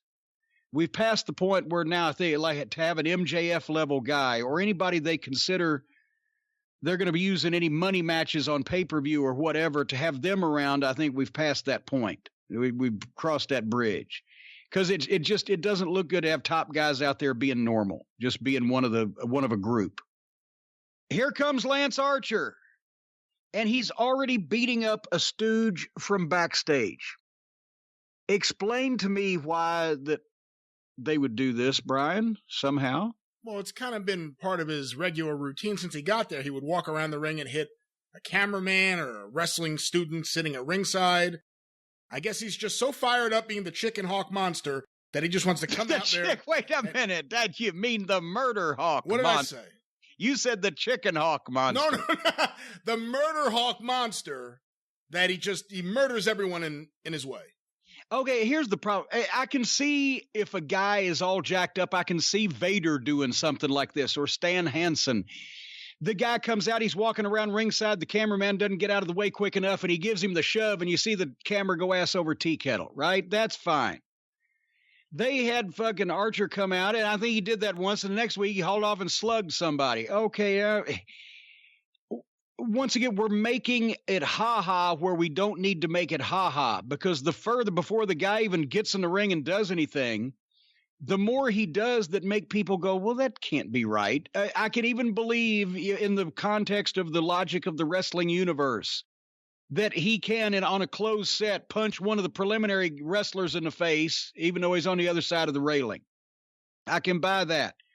But when it's something that happens every week, then it's obviously something that's staged and contrived. Even when they try to change it up, he's still beating up a civilian. Now he's taken one of the crew members and started beating him up in the back and thrown him out the entranceway. And there's no repercussions of this. And they don't mention it again after they mentioned it the first time.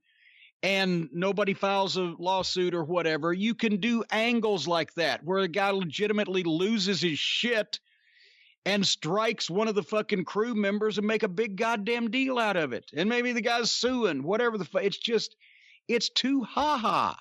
They don't need to do that. It doesn't get him over. It just makes it a setup, staged fucking thing that now is going to happen every week in some fashion. That's the way I look at it. Anyway. I can't disagree with you. So then Jake did his promo, the sexist promo. I'll apologize to you, Brandy, when you kiss my ass and get in the kitchen, rattle the pots, pans around straight out of the fucking any heel playbook. They're interrupted by Cody's truck out in the parking lot. He comes out, comes down the fucking deal, gets in a brawl with Archer. Besides the fact that something didn't compute about every time Cody punched Lance Archer in the head and Lance doesn't snap his head and sell it well, he just kind of turtles up. And there were a lot of them so you could see through them. Point is, it was a brawl with Archer. It was exciting. They kept it moving. It was even Steven. It wasn't like Cody was kicking shit out of Archer. He was standing up to him. You can see Dusty in that position with fucking Tully Blanchard. He stood up to the heel. The heel didn't back up from him. They both fought. It's better than most things on AEW television. And then Jake, the manager, pulls Archer out. I thought that took a little too long. Cody should have been rushing him. Maybe people should have been holding Cody back. But they're juicing up their pay-per-view thing, so that wasn't the worst way to open up the show. I don't know. What'd you think? I really liked it up until Cody showed up. No, listen, hear me out. First of all, I thought Jake, it was a good promo. Unfortunately, I thought this kind of was in line with some of the previous Jake promos where all the heat's on him. All heat's on him. Archer's just stomping around behind him. Has nothing to do with the big murder hawk. It's all about Jake. So then Cody shows up. The camera just happens to catch him. Then there's another camera in the truck. And then there's another camera to the side of the truck. He's revving up the engine to drive 5 feet into a barricade that he barely touches. Yeah, because he didn't want to mess up the bumper. He drove 5 feet after revving up the engine like Mr. Tough Guy. By the way, the truck has the ridiculous tattoo on his neck on the truck. What a mark for himself. But anyway, he charges after Archer. I'm like, oh shit, now things are really going to happen. Archer's going after him. And they start brawling, and I just didn't think, maybe it was because the brawl went too long. There were a couple points in there where, kind of like Cody's matches, I felt like he did shit he didn't need to do in this spot. You don't need to do that thing where you jump on the rope and, jump backwards into the guy. You're in a brawl. Don't do moves. And then I think the one thing we were missing from last week and this week is a fired up Cody promo. In Cody's best moments, he's a great promo. Why haven't we heard this guy go off about what was done to his wife? If that had been Atlanta TV 30 years ago, after the break, you would have come back, Dusty would have been at the podium. Right. And that's, by the way, that's the way it should be done. They would have come back from the break, and Cody would have been there, standing next to Jim Ross and Masked Man and Tony Schiavone, and he would have just been going off. And now you're like, oh my God, we've never seen Cody like this. What will this mean for the match?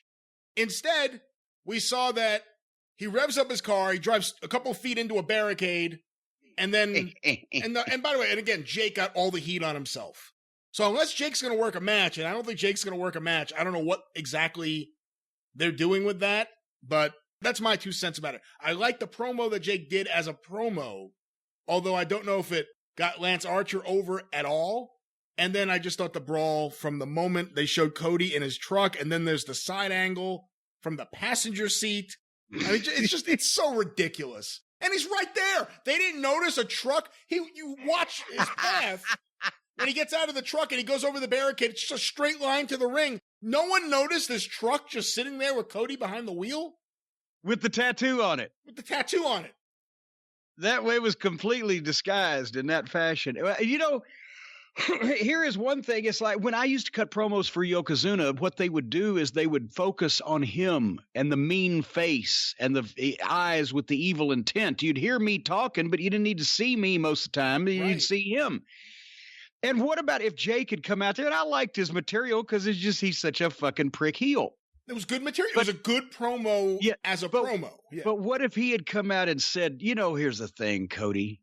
I know what you thought you had here. You thought you had your own little paradise, your Garden of Eden, with your own little Eve, where you'd come in and you'd be running things. Because after all, look at your associates. You got the 2 midget twins, the little kids that like to play in their backyard. You can not only wrestle circles around them, but that you can manipulate them, run rings around them. You've got the blood. You've got the genetics. You know how to take care of little goofs like that.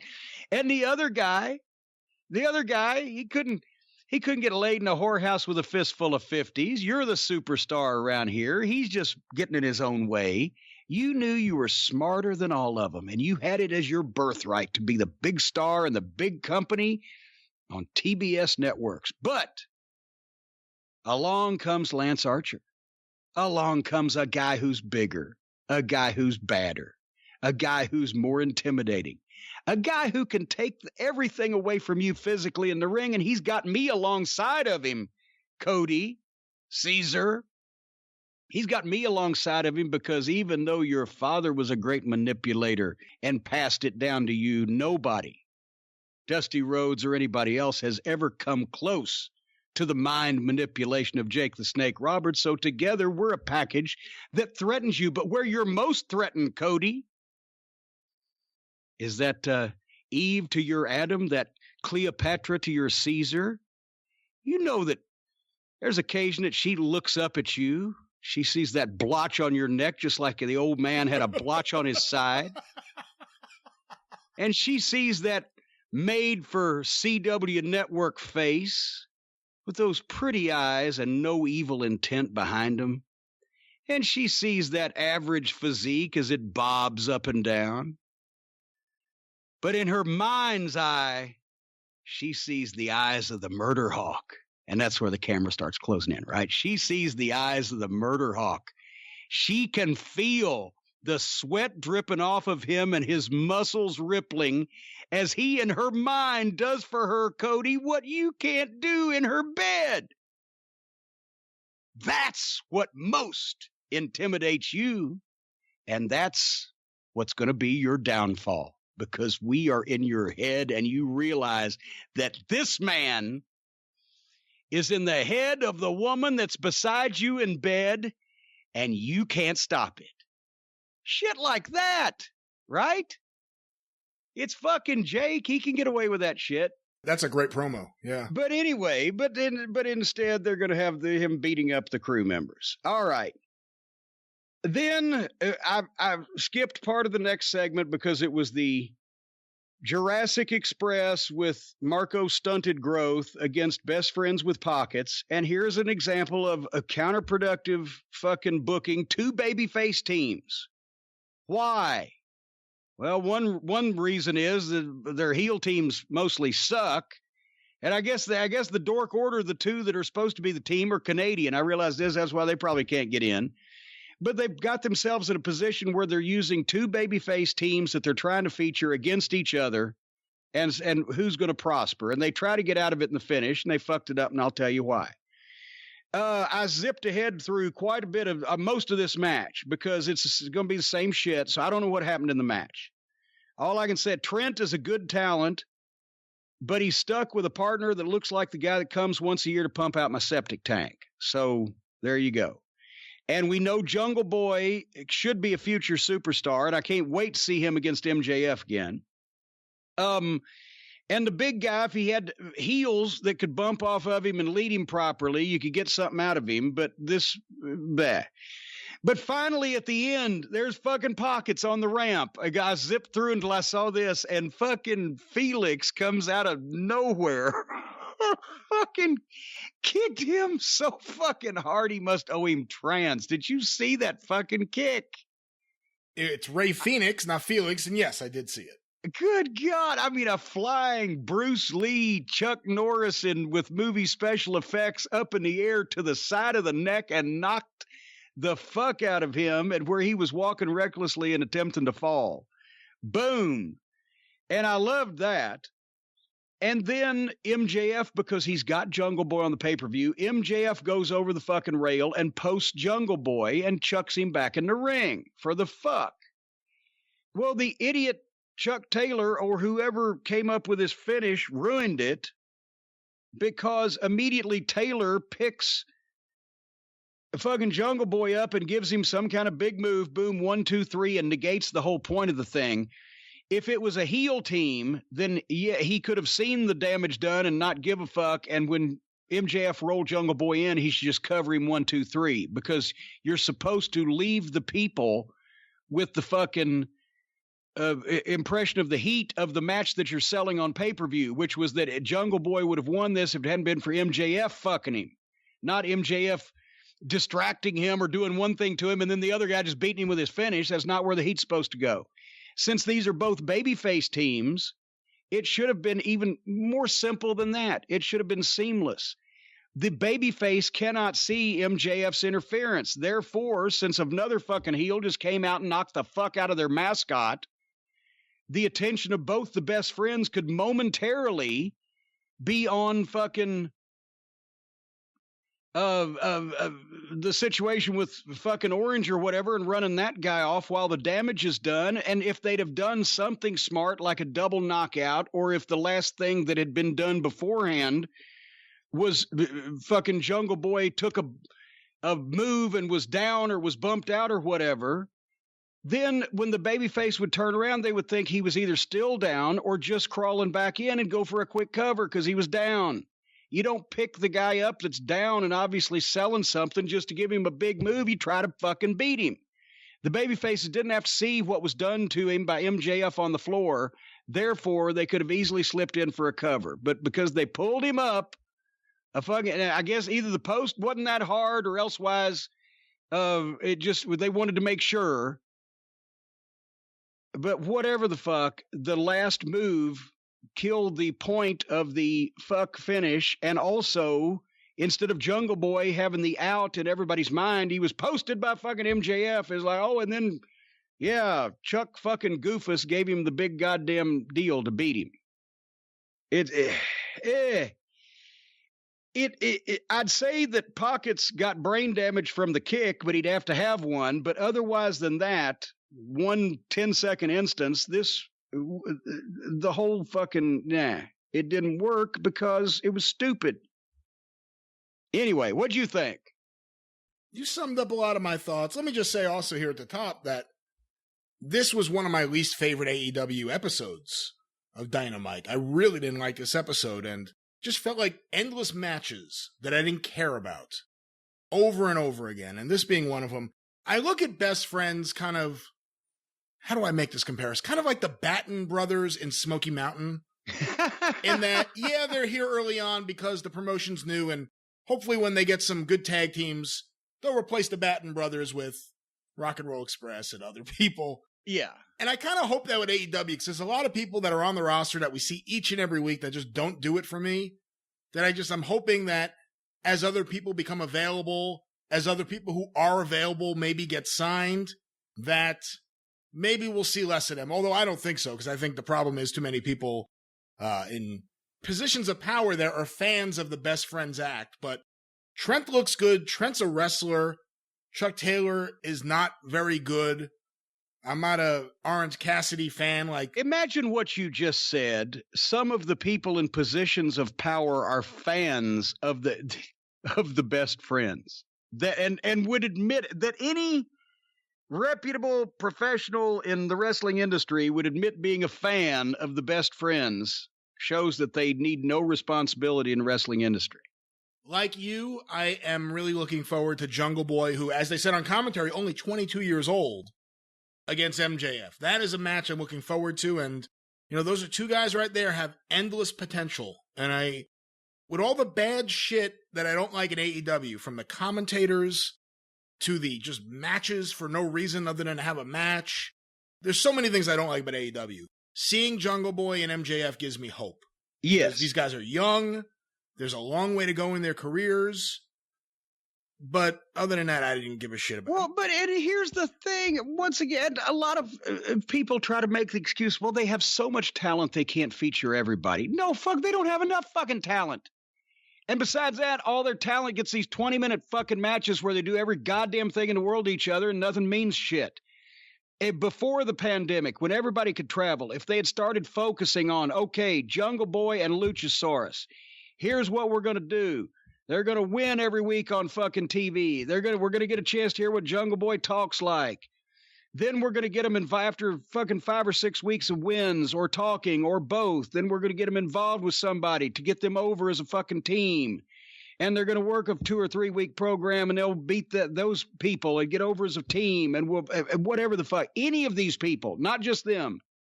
Instead, they just show up every once in a while. They very seldom talk because most of them can't. And nobody knows how to get anything out of them.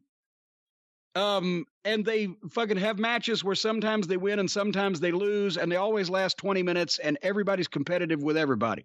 Except for the obvious squash matches, which they have started having out of necessity to the pandemic, and have done more to get some of their talent over, the ones that know how to make use of that, than anything else they've done. Because they fucking put as little thought as possible into those matches. Yeah, and again, more promos. I mean, I understand not everyone there could talk, but there are some guys who can. And just give them promo time. That will get them over more to the casual fan. Although, again, I don't know if AEW gives a shit about the casual fan. They're concerned about their fans, not getting new people in the door, just making the people who are there pleased with their program each and every week. But well, they're doing a good job of that because they're pleasing everybody that's there. Everybody that's there is getting paid to be there now, so they got a fucking foolproof audience. Let me just also add, I hated the commentary this week. Also, I'll get to some of that in a second because I noticed it in the part where I really wanted to pay attention. But the next match was Shida versus Statlander versus Britt Baker versus Penelope Ford. Of course, you can guess, I began fast forwarding. But then I saw something that even in speed search looked odd, so I backed it up, and that's where they did the fucking Triple Tower of Doom. Chris Statlander power bombed another girl into a fucking, while she was trying to superplex the other fucking girl, and they all went down. And then Penelope Ford came off the top, but Statlander caught her, but lost her, but pulled her up far enough to smash her down directly on the top of Britt Baker and probably break several of her ribs. And then I fast forwarded more. And it went through a break, and it came back, and here is my fucking thought. They let these girls do too much, period. Too much complicated shit that not only can they not pull off smoothly, but it's more importantly, it's shit that girls shouldn't be doing and getting up from. The Tower of Doom superplex, all this other shit. They're going out there trying to do all the guys' shit and work. And I know they're working hard, but no, it just makes the guys' stuff look bad when the girls are doing the same shit as they're doing and getting up from it. Well, it didn't even hurt a girl. I'm sorry. That's the way people think. It's like having a fucking 4-star girls match is like spending an hour cooking your broccoli and doing your steak in the microwave. It's only going to go so far anyway. Charlotte and Becky Lynch and some of the girls that we have acknowledged are the best in the business at what they did. Fucking Rhea Ripley's awesome. They're having, these AEW girls are just like the AEW guys. They're indie-minded, outlaw-minded, so they have to do every goddamn thing. Everybody in this fucking match tried to do more shit or did more shit than they do, mostly except at a main event girls match at WrestleMania. And Statlander is going to hurt somebody. But no. They're doing too much complicated shit they can't do smoothly, and it's too much shit for the girls to be doing because it makes the guys' shit look bad, and I'm sorry. But if they're ever going to fucking make any major money in this company, the guys are going to be the ones making for them. So then, and I don't know who won, and I don't care. I think Sheeta won because she's getting the title shot at the pay-per-view. Well, there you go. They did a package on Pineapple Pete. Both Tully Blanchard and Arn Anderson are alleged to still work for this company. MJF was in the building and could have given a preview of his match. Some major star could have sent in something, but we get a Pineapple Pete package. Apparently his name is, I thought he was like one of QT Marshall's wrestling school students. But apparently his name is Shug D, and he's been wrestling for 15 years. I did not know this. Did you know this? I didn't. I've read stuff in the last few days. I've heard that he's pretty good. He's not, awful or anything. Well, we find out about this later on, but go ahead. And that's really it. All right, well, before we get to Pete. You saw they did announce Arn's there next week, right? Did you see that announcement? Well, yes, Arn to have a discussion with Jake Roberts. This could be interesting. I will be tuning not only for that reason, but also to see as much as I can of anything that MJF does. But we'll get to that in a second. I hesitate to say this is the worst tag team match that I've ever seen, but it's the worst tag team match I've ever seen involving people, at least some people that I thought would be better than this. Santana and Ortiz against Kenny Olivier and Matt Hardy. Santana and Ortiz are in the ring first. Olivier comes out. They attack him on the stage. So at least we didn't get to see the gesticulating and the finger pointing and the fucking constipation faces. But they're beating the shit out of him. They throw him in the ring and they're beating the shit out of him. Matt Hardy's right in the fucking tube. He waits for his music to play, and his music, and they're beating the shit out of him. His music starts playing. He's 30 feet away. He walks out then,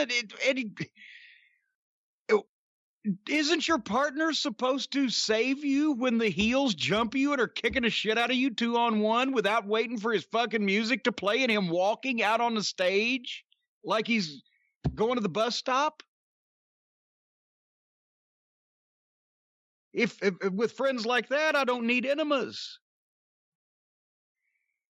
So then Santana goes out and gets a fight with Matt Hardy on the stage, but then Matt comes to the ring and they get in a big four-way. Well, Matt also had control of the pyro again. That went past me, actually. I saw the pyro blow up, but I figured they paid the pyro guy and they fucking changed the entrance to, in the finish meeting, they decided to jumpstart and they forgot about they paid for the pyro. I don't fucking know. No, you see, Damascus, who apparently is 3,000 years old, controls the pyro with his mind. All right, well, there you go.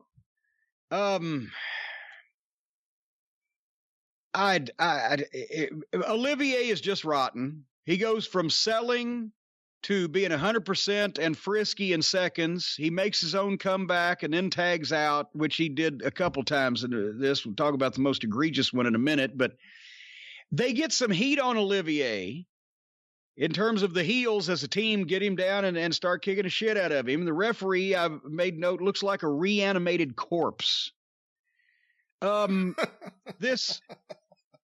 was happening was just happening.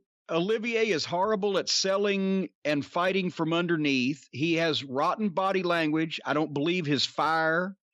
He lands too many strikes before he gets cut off. He did the Snapdragon double down and then made the most boring slow motion cold tag in history to Matt, who by that point didn't need to make a comeback. Here's the thing. If you're getting heat on a fucking babyface, right? Especially in a tag team match, you're wanting him to stay alive, is what we call it. Stay alive, don't die. Sell, but don't die. Stay alive, try to get away in a working fashion, try to get out from under the punishment, show the pain, be animated, but still leave yourself open for all the shit we're doing to you, and occasionally fire back, and or the heel will call a hope spot for you kick shit out of the guy, shoot him off, you go for a backdrop, he sunset flips, that's a hope spot, right? But you kick out and continue on. It was hope. The people had hope, but no, he shut him down again. One of the things you do as far as fighting underneath is if you've been selling, you're on your knees, the guy's walking towards you, you throw a shot to the midsection. Boom, and the guy sells it, backs him up a little bit. You maybe throw another one.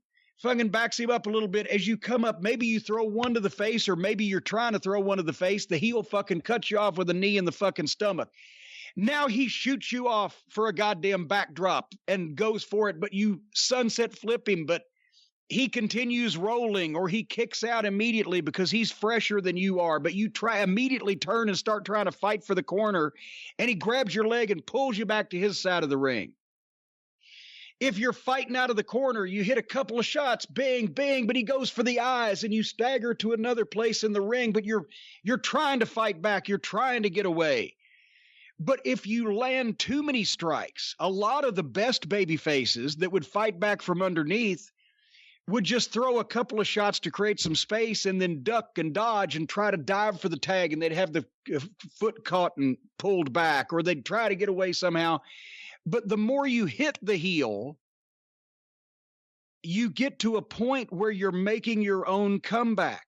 And especially it drives me insane when after a good set of heat, a babyface will fire up, boom, boom, boom, and not only land the punches or whatever, but shoot a heel off and give him a bump. And then go to do something else, and then the fucking heel moves or whatever, and the guy gets cut off again. Well, now, besides the fact that you've made your own comeback, you had an opening to make the tag logically to the people watching you fighting for that corner.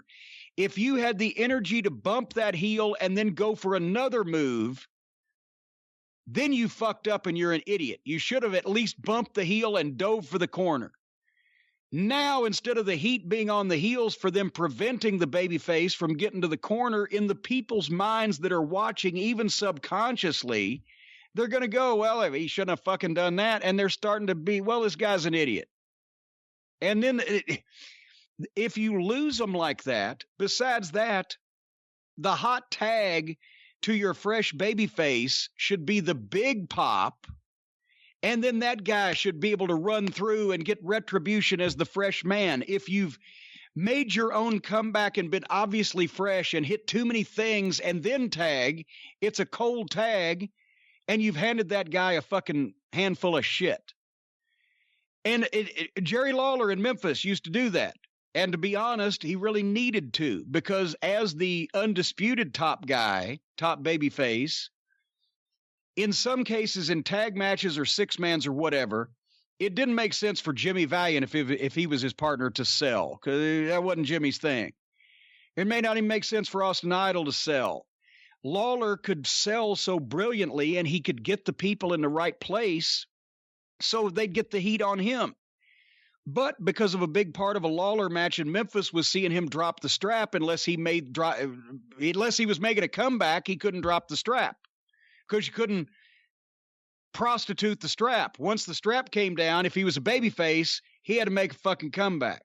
And the people wanted to see the strap. They got mad if they didn't. So the fucking heels never liked it that much, but the babyface partners of his hated it because he would start his own comeback.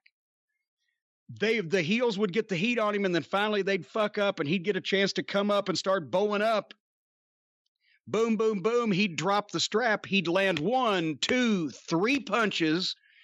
The heels would bump. Then he'd pick them up, and he'd back them to his corner, and he'd tag Idol or Valiant or whoever.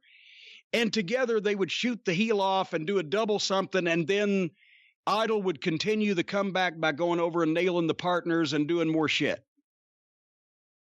But unless that was a specific position that somebody was over in, under normal circumstances, if you start making your own fucking comeback and then you give the hot tag to your partner, fuck you, you suck. And you just handed this guy an iceberg. So that's what Olivier did. He just stood there flat-footed, punched the guy 3 or 4 times. They did some duck bullshit, whatever the fuck. Then I think it was Ortiz. He did his comedy like he was going to scratch the back, snapdragon, double down, and then he just crawled right over, and there was no way anybody could have stopped him. It was a foregone conclusion. He's going to make the tag. Then he makes the tag. Horrible. Matt Hardy made a nice comeback and then milked the delete thing for so long while he was waiting for Santana to stand up, and I swear to God, Santana wasn't ever going to stand up. And JR said at some point at that, because they were saying, well, you better hurry up and delete him. JR said, well, I guess they're not listening to my emails. So I guess he said something about this, the length of milking going on. Then suddenly Santana and Ortiz almost killed Matt Hardy with a backdrop over the top rope and a fucking dive where they got kind of halfway off on everything. But then, did you notice this spot, Brian? Now it's Matt and Ortiz that are going to be in the ring. And Santana and Olivier need to be outside the ring or need to be away from whatever Matt and Ortiz are going to do. So this actually happened at one period in this match.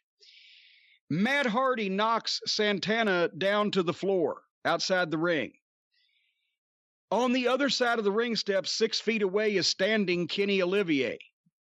But Kenny Olivier climbs up the stairs, gets in the ring, in the middle of where Matt and Ortiz are trying to do their business, walks over to the other ropes and dove over the top rope onto Santana, the guy that was right next to him before he left the floor to get back in the ring to begin with. And then threw Santana back into the ring. If he wanted to throw Santana into the ring, all he would have had to have done was walk 6 feet to his fucking left and just grabbed the fucking guy and thrown him back into the ring. And then Matt Hardy hits a twist of fate on fucking somebody. I think it may have been Santana, and got a 2 count. And boy, he stuck him upside down and got a 2 count.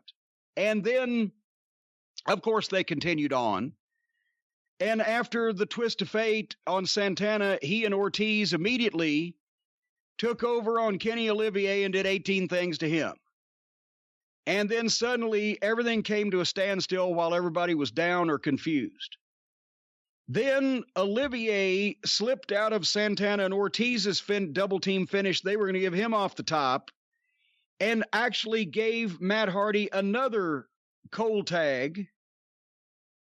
I've never seen 2 cold tags from the same guy to the same guy in the same match ever. Then Matt Hardy got a submission hold on Ortiz.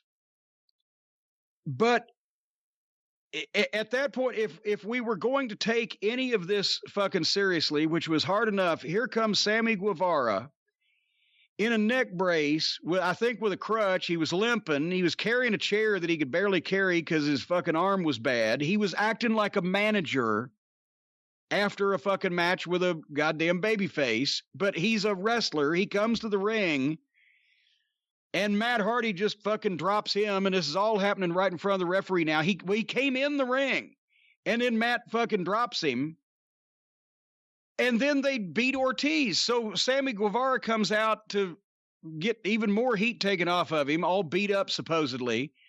They do shit in front of the referee, then they beat Ortiz after reminding everybody, don't take the heels at all seriously.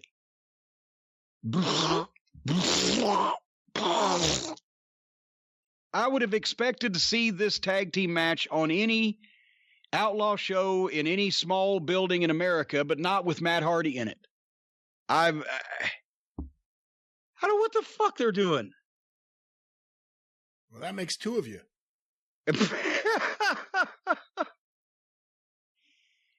I mean, did I miss anything? I don't know what there is to add to that. We're Proud and Powerful. Which one is the tall one? Which one's proud and which one's powerful? Santana is the taller. Ortiz looks like Pampero Firpo. Yeah, Ortiz looks like Pampero Firpo. And he's taking comedy bumps that take me out of the whole goddamn deal. And he makes silly faces. I think because he makes a silly face after he lands on concrete and makes a silly face. I think Santana has a lot of potential. I liked him when he had a couple singles matches. I think he has something. Ortiz is not very good in the ring. You summed up the Omega thoughts. Here's one you're not going to agree with me on. I really wish AEW hadn't signed Matt Hardy. Because I have not liked anything he has brought to the table so far in AEW. Well, I wish they'd have signed Matt Hardy instead of fucking Damascus or whatever the fuck this is. Whatever this is, which is basically Matt Hardy Unchained. I'll probably add to my thoughts when we talk about the Jericho interview segment. But the other thing is this. You know, you went over all of the problems with the match and the match layout. Proud and Powerful are a regular tag team there. Yes. And they now lost to this makeshift tag team because Kenny Omega and Hangman Page are the tag team champions. And these guys can't even beat Kenny Omega and someone who isn't his regular partner. I thought that was a mistake as well. But what do I know? My dad's not a billionaire. Anyway, I hate to be uncomplimentary of Matt Hardy, but I don't what the fuck is going on here with this stuff. I didn't see the Impact stuff. I didn't watch that specifically because I wanted to like Matt Hardy. But anyway, we've established that Hikaru Shida can't speak English, but Nyla Rose cracked her over the head with a fucking kendo stick. And then thankfully, the bright spot in the program, MJF, keep the camera on him. It's a safe shot every time. Leave it to my boy. He showed them how to have a as the kids call it, squash match. You know, by the way, that's a newsletter term also. You know, that's not like really a wrestling term. Right. But I mean, do the folks out there in podcast land out in the cult of Cornette, are they aware of that? I wonder. There's a lot of newsletter terms that are now accepted as being Carney terms, although they never really were. Yeah, well, there's a squash match was what the early newsletter writers, I don't know if it was Uncle Dave or whoever it was, basically termed a match between a top guy and a job guy that you knew who, you know, what was going to happen. But the reason why that they were always accepted on television was because the story was told that does Muhammad Ali fight Joe Frazier on TV for free in a studio? No. These are matches with young and upcoming aspiring professionals that want to get in the ring with the big stars, and the big stars aren't going to take TV matches against names for free. They have to go to the arenas and get paid. And so everybody said, okay, well, we understand this. And then that way the big stars beat shit out of people and got over. Here's the only guy that's been able to figure this out. Instead of goddamn working competitively like it's the main event at Starrcade 86 with fucking Josephus, the fucking wrestling clown or whatever. I forget. Josephus is a goddamn goofy fucking Southern name But I forgot now there's a wrestler named Josephus. Everybody will think I'm knocking him. But fucking Arnold Finster versus MJF. It was Lee Johnson here. It doesn't make any difference. The point is the heel is supposed to go out and act like a heel and a prick and bully the guy he's obviously better than and show what he can do and fucking taunt people and get heat. That's exactly what MJF did. He was cocky. He toyed with them. He was aggressive. He was heelish. Old Lee J, well, you don't have to call me Johnson. Well, you could call me Lee. Well, old Lee J fired up and got one chop across the chest, and MJF slapped the fucking piss out of him. And I wish they were mic'd better. This is an entire empty arena. You still couldn't hear the guys breathing. In the WWE, you could hear their fucking hearts beating. It's like a goddamn ultrasound audio. But anyway, slapped the shit out of him and dropped him like a bad habit, and then he kicked it in, MJF did. Then he was like, oh, now he slipped on the ice a little bit. Let the guy have one, and now he's pissed. And he chucked him out on the floor and beat the shit out of him in front of his fucking friends and taunted people. And that's where I wrote, I would have loved to have called this, because the announcers, I think a combination of bored and numb from the previous match, and there just wasn't. I wanted to hear JR or somebody go, look at this kid. He's got it all handed to him, and he thinks, he what's the phrase that JR used all the time? He was born on third base and thinks he hit a triple or whatever the fuck.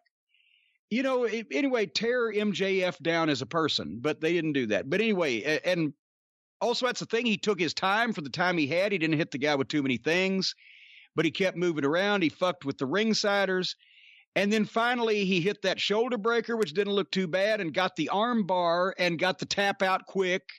The guy shouldn't have to wait very long. And I've mentioned how I hate tap outs because they're bland for these monsters they're trying to get over. Well, this guy's exactly the opposite. He's a cocky, arrogant prick that now has a hold that he can fuck people up with. And everybody knows it's a shoot hold. If you put it on and it looks good, it's a shoot.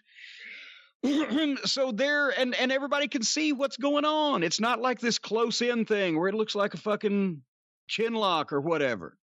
So that's the kind of guy he hits the big move, then he fucking gets the fucking arm, cranks it up, and the guy taps out, and he holds it just a little too long. All of his mannerisms, all of his body language, all of his facial expressions, everything fit the fucking picture. Then he does a little promo. I don't know. They should have had him for 5 or 6, 7, 8, maybe 10 minutes earlier before his match from the locker room talk, instead of giving us these goddamn awful outlaw girls matches or his fucking self-indulgent tag team twattery. But even though he had just worked, he cut a pretty good promo afterwards. Jungle Boy at the pay-per-view. Marco Stunt next week. This will be the acid test. If MJF can figure out a way to work with Marco Stunt and not have it be offensive to the sport of wrestling, I will salabim him as the greatest mind in history next to Eddie Graham. But anyway, talk about Jungle Boy, talked about Marco Stunt. Here was one. Why did the referee not take old Lee J out? He's laying there. It's a distraction. It's a distraction for 2 reasons. One, it's a distraction because there's a prone body laying there when all attention should be focused on MJF. And 2, because he had to lay there for so long, it's a distraction because now he's phony, because wouldn't EMTs, if a guy was actually down that long, pretty much motionless, wouldn't the referees and EMTs and somebody be checking on him, trying to give him some oxygen?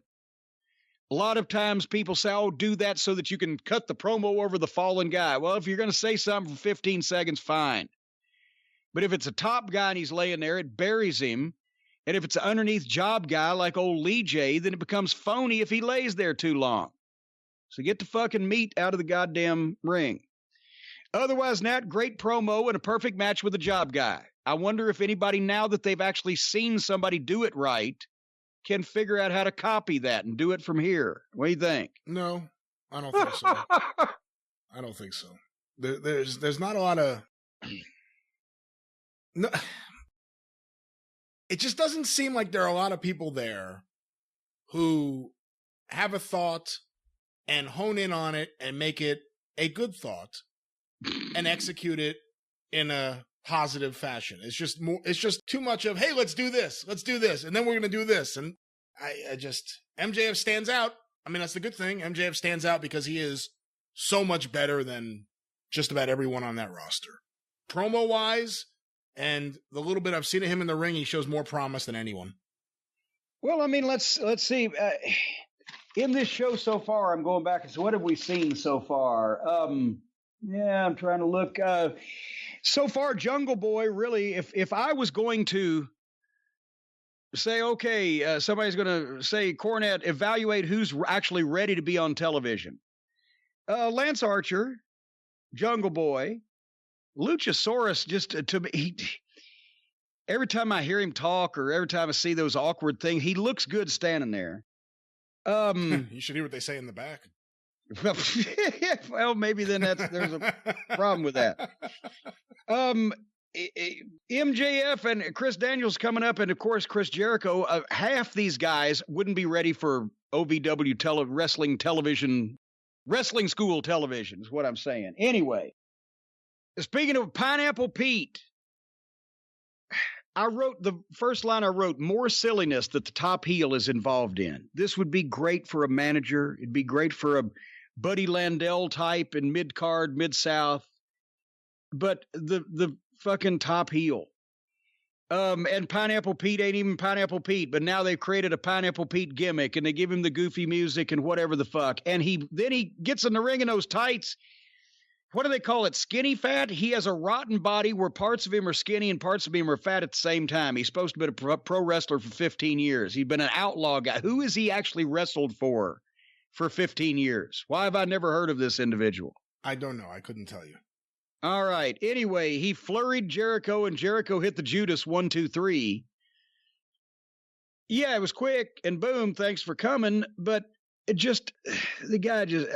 just more funniness and silliness and lack of seriousness that your main event guy is involved in. And I'm trying to see as a heel, I'm trying to see a heel in the 90s Attitude Era, a top heel doing this. I'm trying to see Triple H or somebody in DX doing this.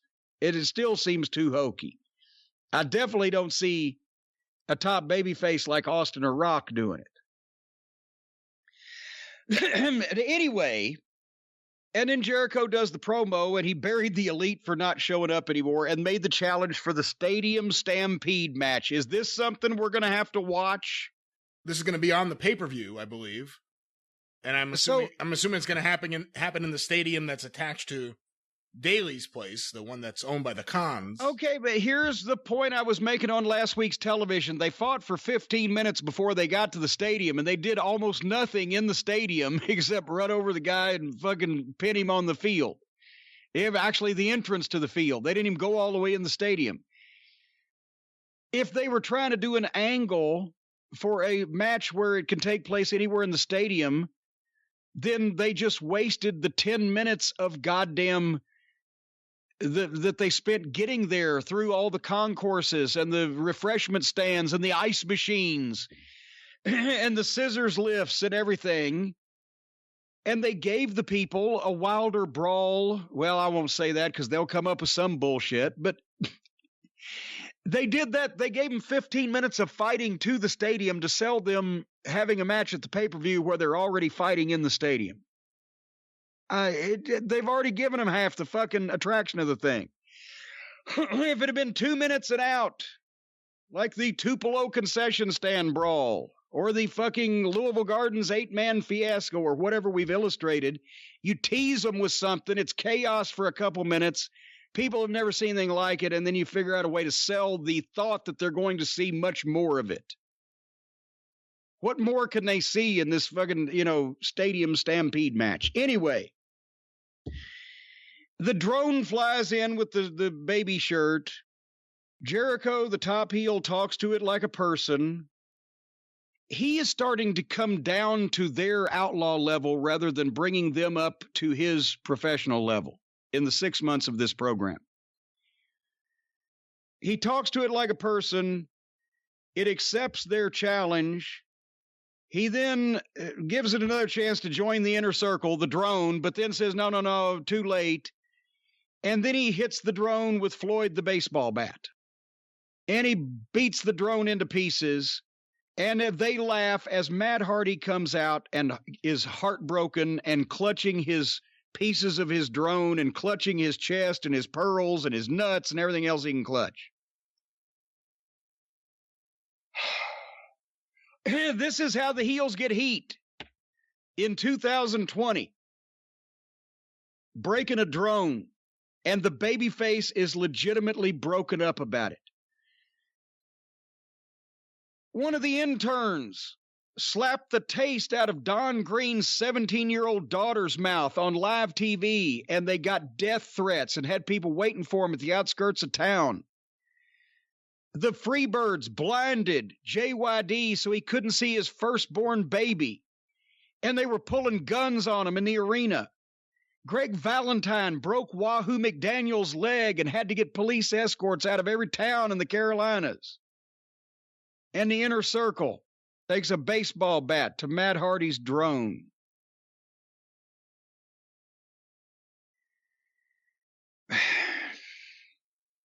You know, for all the good you could say about Chris Jericho, here's something that's not good. He is a guy who needs someone who is serious, who has a concept of the big picture, to say no. Because he has some good ideas, but I think he has shown throughout his career and interviews he's done about things that haven't happened, that for every good idea, he has a really, really bad idea. And you're right. He's sinking to the level of the stupidity. And I've said it before that I want an alternative to the WWE style. I don't want their version of WWE wrestling. I don't want a watered-down version of WWE wrestling. I also don't want a bunch of guys who have the attitude of, this is the kind of thing we wish we could do in the WWE, but Vince is standing in our way. I want an alternative to that style completely. I want something that treats me like an adult. I want something that's serious. I want guys who can cut promos that make me believe. I want something that seems more sports-like in that sense. You watch baseball or basketball or football, they don't treat you like you're an idiot. But professional wrestling on TV nowadays does. This wasn't even their version of WWE. This was their version of Impact. And if that sounds like an insult, I mean it as a real big insult here. Yeah, that's an insult to me, I'll tell you that. It makes no sense doing this stupid shit. And I think you could learn a lot from the young guys in terms of what works and what doesn't work. Of course, they could also learn a lot from the veterans if they open their eyes and ears. But I think sometimes some people, I'm gonna reserve comment right now. I just think Chris Jericho makes some stupid decisions with what he does, and this does nothing to help the product. Well, I like Chris, but they have to take the top star seriously, even if the rest of the place is a clown show, and it's just so silly. And you don't believe these guys are really assholes. You believe they're a bunch of fucking guys acting like fucking goofs. But speaking of things that Vince won't let you do on his television, I was going to just turn it off there because I was just disheartened. But the main event is Brodie Lee against Chris Daniels. I'm like, all right, we've seen that he can't what can Chris Daniels, a veteran, get out of this guy in a competitive match that we haven't seen in the job matches? This was the question I wanted answered. And so I thought, I'll stick with it. It's not going to be that long. So it's Mr. Brodie Lee with 10. Did you notice his Stooge 10? And he has like the Roman numeral. Well, not even the Roman numeral, but he has like 1, 2, 3, 4, and then cross off 5 on his chest, like the fucking Always Sunny crew did when they did the Wade Boggs challenge on that plane. Yeah.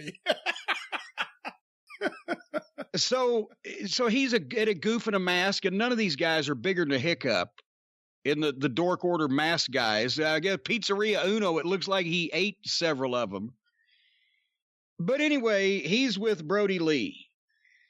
If Brodie Lee, I will say this now in public, if he does that fucking head palm shoot off one more time again in public, and I see it, especially on a bald guy with not even any hair to hold, I'm going to put out a contract on him with the mafia. What the fuck?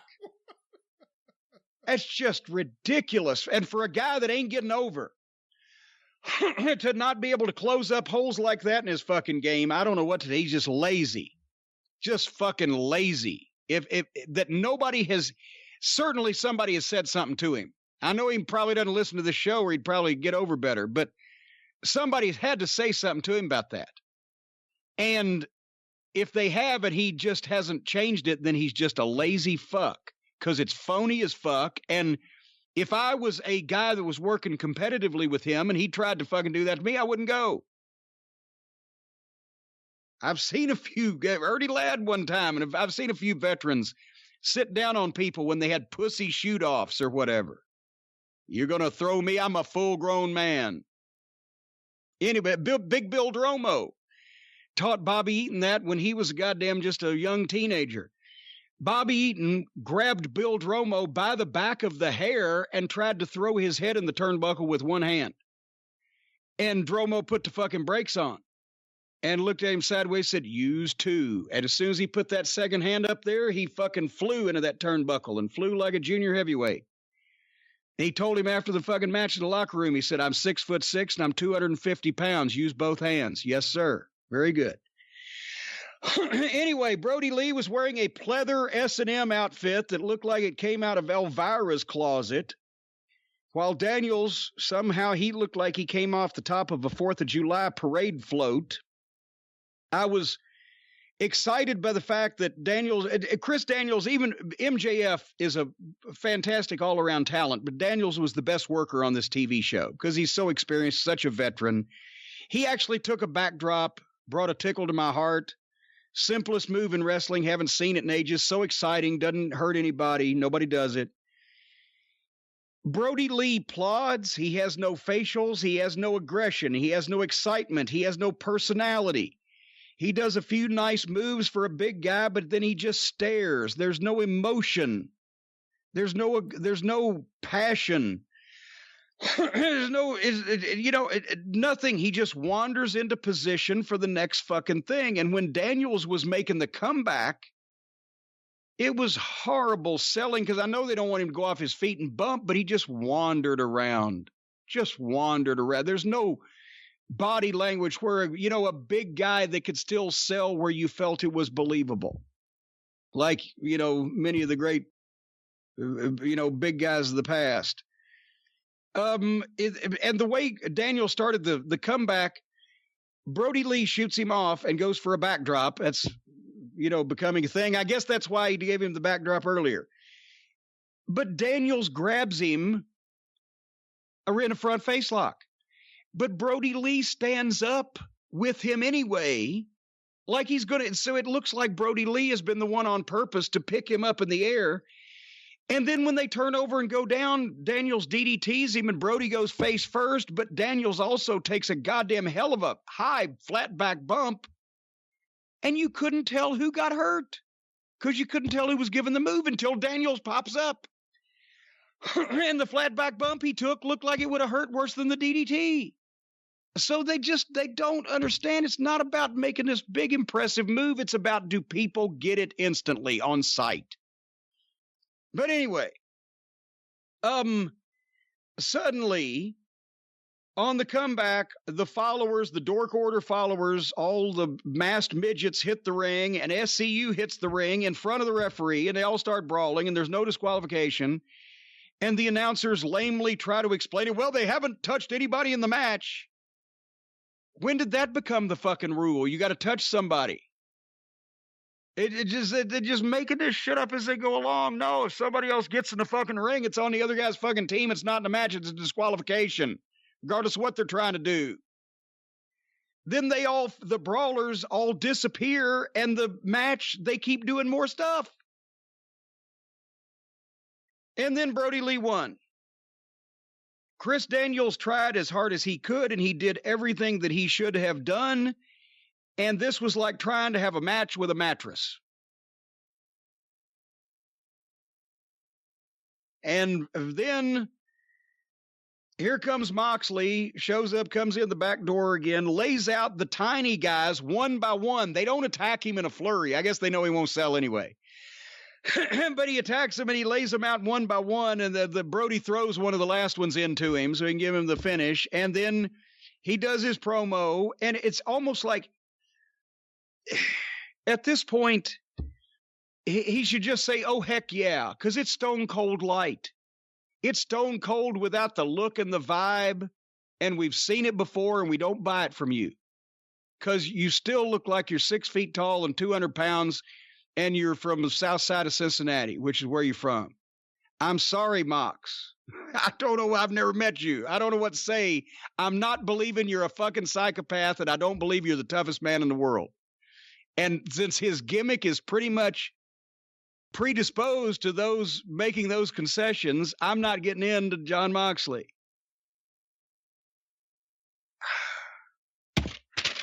As I said before, rip this one up. I'm not going to stop you.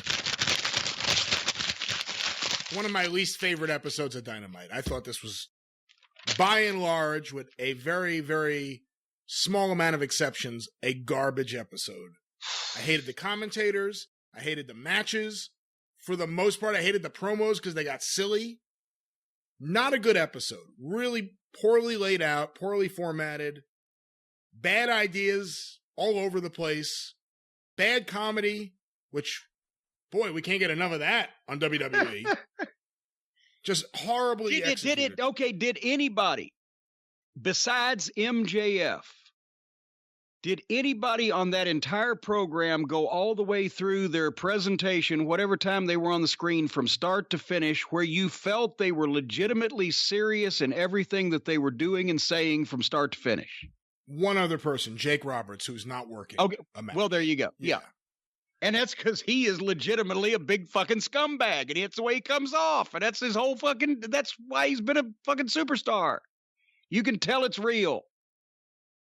And until they figure this out, that yes, they're appealing to an audience of 500,000 people or whatever it is that wants this to be a big circle jerk and just play and be silly instead of trying to get 2 million people like Raw had before the fucking empty arena deal, or God forbid 4 million people, or how about 5 or 6 million people like we used to have 30 years ago on Saturday night at 6 o'clock instead of in prime time, or whatever the fuck. You know, a large amount of people are not going to watch this to see a bunch of grown men jack off with their friends on camera. They might, if they could gather a talent roster together that could convince half the people that they were serious athletes and serious at least about what they were doing, even if they were serious in a obviously preposterous situation. You have to make a preposterous situation posterous in wrestling. And that's why, as my palate cleanser, I go from a group of guys who are taking absolutely nothing seriously and just think everything's supposed to be a hoot because the group of fans they want to appeal to, like silly fucking assholes. And then you go to the complete opposite end of the spectrum and watch the first part of the Undertaker documentary. And this guy is universally recognized and applauded and lauded and has made millions and millions of dollars by specifically taking his business and himself and what he does seriously, even in a worked fucking business where there's a lot of silliness that goes on. And they can't learn anything.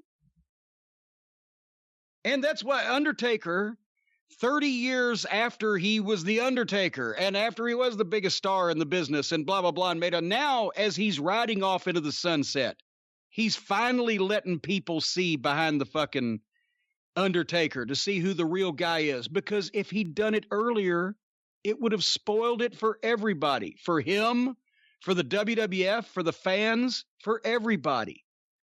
But now that he's pretty much done, the way that they did, and once again, it's like watching NFL films when the WWE really takes time on something and puts their best people on it. And they had a whole camera crew following him around for fucking 3 years or whatever, you know, not 24/7, 365, but you know what I'm saying. I mean, I used to work on wrestling promotions where you had one camera to shoot everything at television. And they have just the ability to send camera crews out with individuals. But it's like watching an NFL Films profile or something like that, or an HBO documentary on a fucking athlete, a guy who's been a star. And even though, yes, we finally reveal that he's a real person and not the dead man, the real person is still so fucking cool and fits with what the dead man was supposed to be. They managed to figure out a way to both expose the backstage workings of the business and still somehow give you a better respect for the guy in it. Because Undertaker does come off as a real human being that is also indestructible and will go through anything, sell nothing, because he's so determined not to let himself down, not to let people down, not to make his business look bad. That to me was fucking the story they told there throughout the show of the things that he has had to go through to be who he wanted to be and who the people wanted him to be.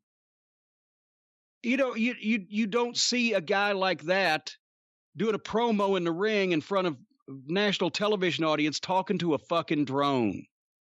Or I'm sorry, Chris. Or especially you don't see a guy like that fucking taking a dick flip, which would be even more egregious. But I thought they did a wonderful job as a television program and as a documentary.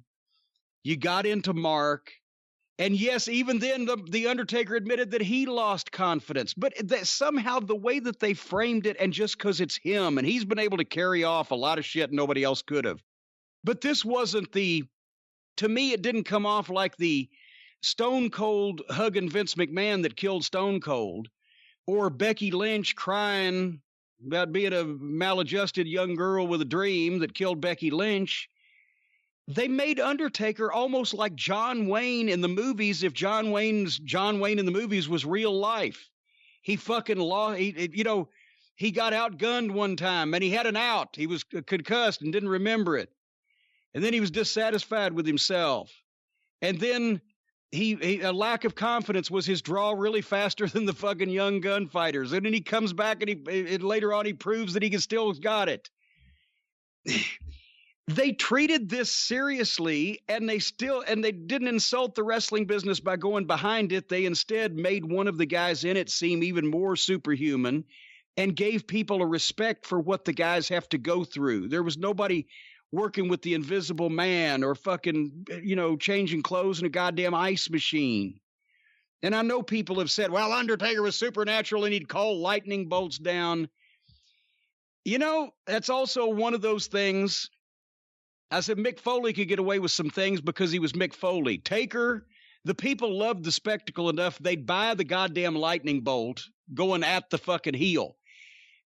Did he ever actually hit anybody with the lightning bolt and incinerate them? And they were dead and never came back? I don't fucking know.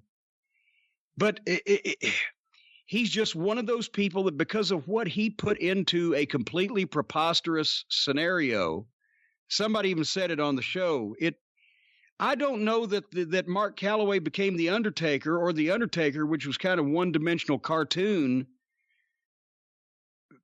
The Undertaker kind of became more Mark Calloway. Mark Calloway met him in the middle.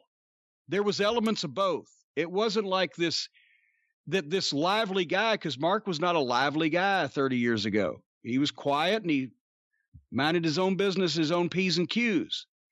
And the gimmick at first was a little bleh and it could have been hokey like WWF stuff was. But Undertaker became more real and Mark Calloway became more of the Undertaker. And that's the only way I think he's been able to carry a lot of this shit off without looking hokey. Like, Ultimate Warrior was a over gimmick as fuck, did not age well 5 years later. A lot of the gimmicks didn't age well.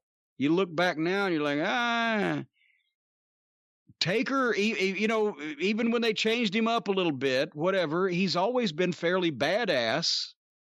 And it just works. That's one of those things. It just works.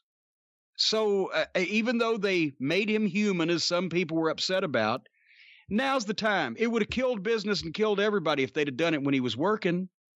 But now it almost makes it better. Like he's more fascinating as a person than he was as the gimmick. And he wouldn't have been. He wouldn't have been more fascinating as a person without the gimmick if it hadn't been for the 30 years of the things he's done to fucking get the gimmick over. You've known him a long time. You brought him into WCW in 1990. And to be honest now, let's give the credit to Dutch Mantell, because I'd never met the motherfucker, Mark Calloway. I never met him. I knew that Dutch had a 7-foot guy in Memphis he was booking. When we needed a skyscraper, I called him. I said, can we trust him? He said, I think he's going to be good. I said, okay. So it was Dutch's okay, but I was the conduit. Well, you've known him a long time. Were you surprised to learn about the insecurities he felt in those last couple of WrestleMania matches? And what were the big surprises for you in general watching this? What did you learn that you're like, oh my God, I'm so surprised by this? Well, I wasn't surprised about any of the things that were said. I was surprised about the magnitude of some of them. I knew, when everybody's known that he's had injuries and he's been working in pain, and that's why the limited schedule. And they even had the clip of him telling me and Jimmy Hart, they call me Santa Claus. And I say, you see me, I go, why, for a second? And then right as he said it, I only come out once a year. I got it. And because I saw him look, and I bust out laughing because he's carrying that big bag, Santa Claus. I knew that, but I didn't know to the extent when you hear him say, yeah, this was my year. I'd trained for 3 or 4 months to get ready for WrestleMania. I'd do WrestleMania. I'd get surgery to fix whatever was fucking wrong, and then start training for WrestleMania again for a, 3 or 4 year period. That was bullshit to have to go through that with your life. I knew, just like anybody in that position, and especially as seriously as he's taken his business and as much as he's always tried to produce, I knew that obviously when he, over the last few years, when the matches got panned in a couple of instances, that he had to feel pressure to be the best, and he probably wasn't happy with himself for not being able to do what he couldn't, used to could do. But I didn't know that it was going to that extent with him, that doubt, until finally, and then they end this episode with he's kind of had a great performance and redeemed himself. And the last WrestleMania they covered there on it, he said, well, he came back, he said, I could remember my name. He was telling Vince his name, because the one in fucking New Orleans or whatever in 2014, he doesn't remember anything after 3:30 that day. So I wasn't surprised that he would be stressed or concerned about something like that, but I was surprised to the extent that he admitted to that it got to him.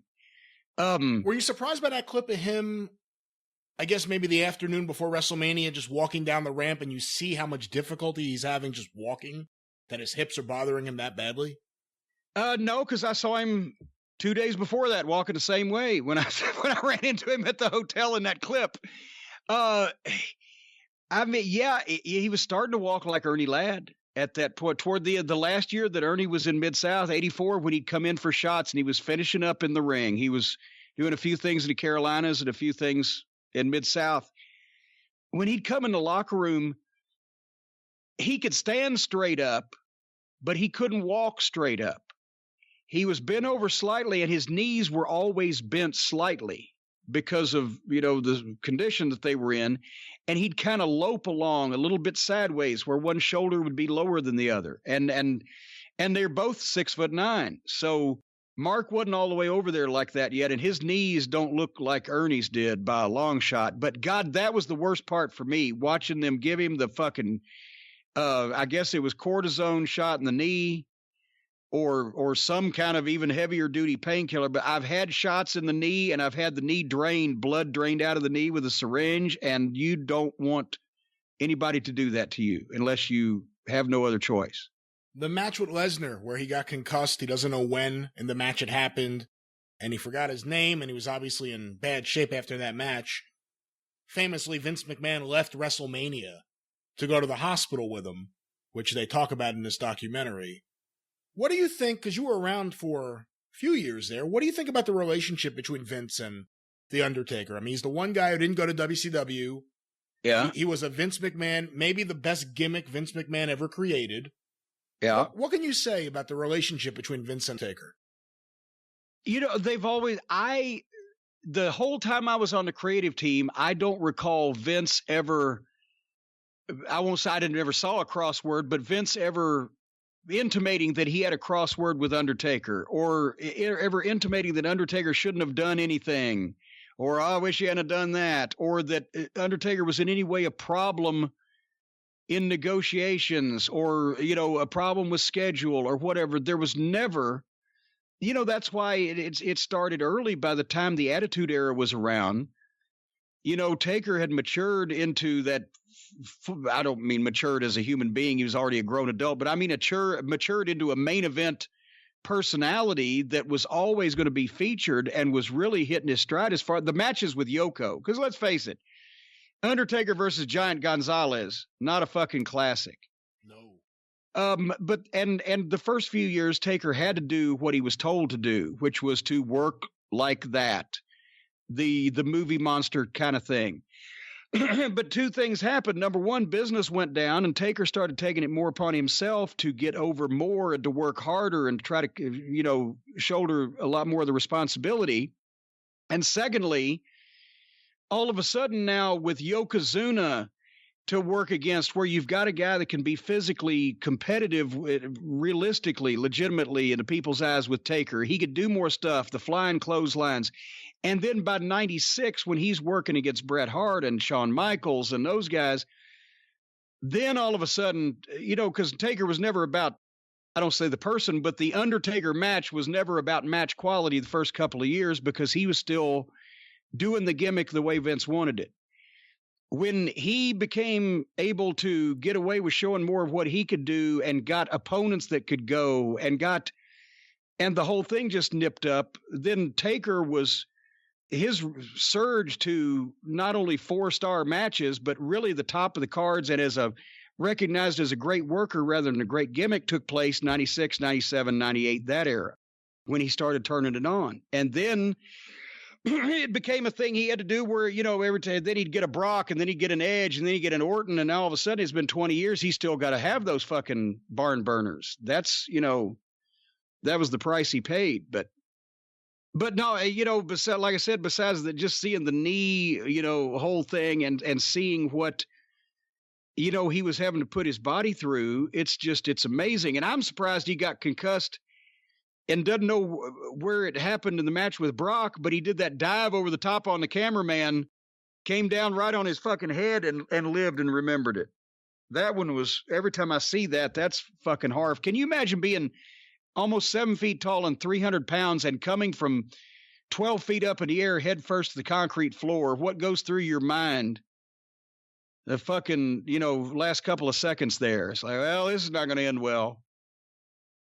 But they came out and said it. Mark and he came out and said it. How can I get my job done, give the people what they want to see, be who I'm supposed to be, and not embarrass myself, embarrass the company? And that includes, I'm sure Mark Calloway has drunk enough beer or fine adult beverages to float a battleship, but he's never been drunk on the job. He's never been impaired on the job.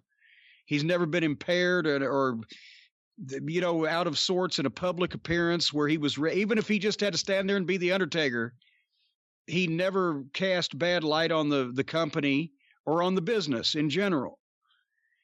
And, I think I can't wait to see more of it. I'm going to watch all of these now, which I've been meaning to watch Ruthless Aggression because I want to see more of that, but I haven't had the time. But I will make time to watch more of The Undertaker because this thing was done so well, so seriously. He could be a fucking NFL football player. You wouldn't have any more respect for the fucking guy. What'd you think of Michelle McCool? I thought she was a very, very supportive wife. Yeah, she did a great job, and she's well-spoken. And, she kind of conveyed a lot of what, she saw him go through without him having to be, the guy to complain about it. That was a good spot for the wife to have because she sees it all the time. And, like when she said, yeah, he got fired, had second-degree burns. He's pouring water on himself in the fucking pod, but he doesn't complain. That's why if it hadn't been for Taker and Mick Foley and a couple of those guys there, I would have gone absolutely out of my mind in that land of fucking lunatics with all the head cases and attitude problems and the clique and the whole 9 yards that they had during all that time. At least you knew those guys were prospering and you had somebody to go to Austin and Rock and Taker and Foley and those, competent professionals when, if the other guys fucked up, you had somewhere to go. So you're definitely going to watch episode 2. I got to now. How many episodes is this going to be? I don't know. I think it'll be at least a few. Well, they said it covers from 2017 to 2020, so I can't wait to see what happens next. Don't spoil it for me. Don't tell me what's gone on the last 2 years. All right, when we've been going on for 2 years also. Do you have anything else to say to the folks here at the drive-through or at the drive-through? Jesus Christ, I don't even know what show we're doing at Experience Central. Do you have anything else to say to the folks, Brian? I just want to say the world don't move to the beat of just one stroke. Oh, God.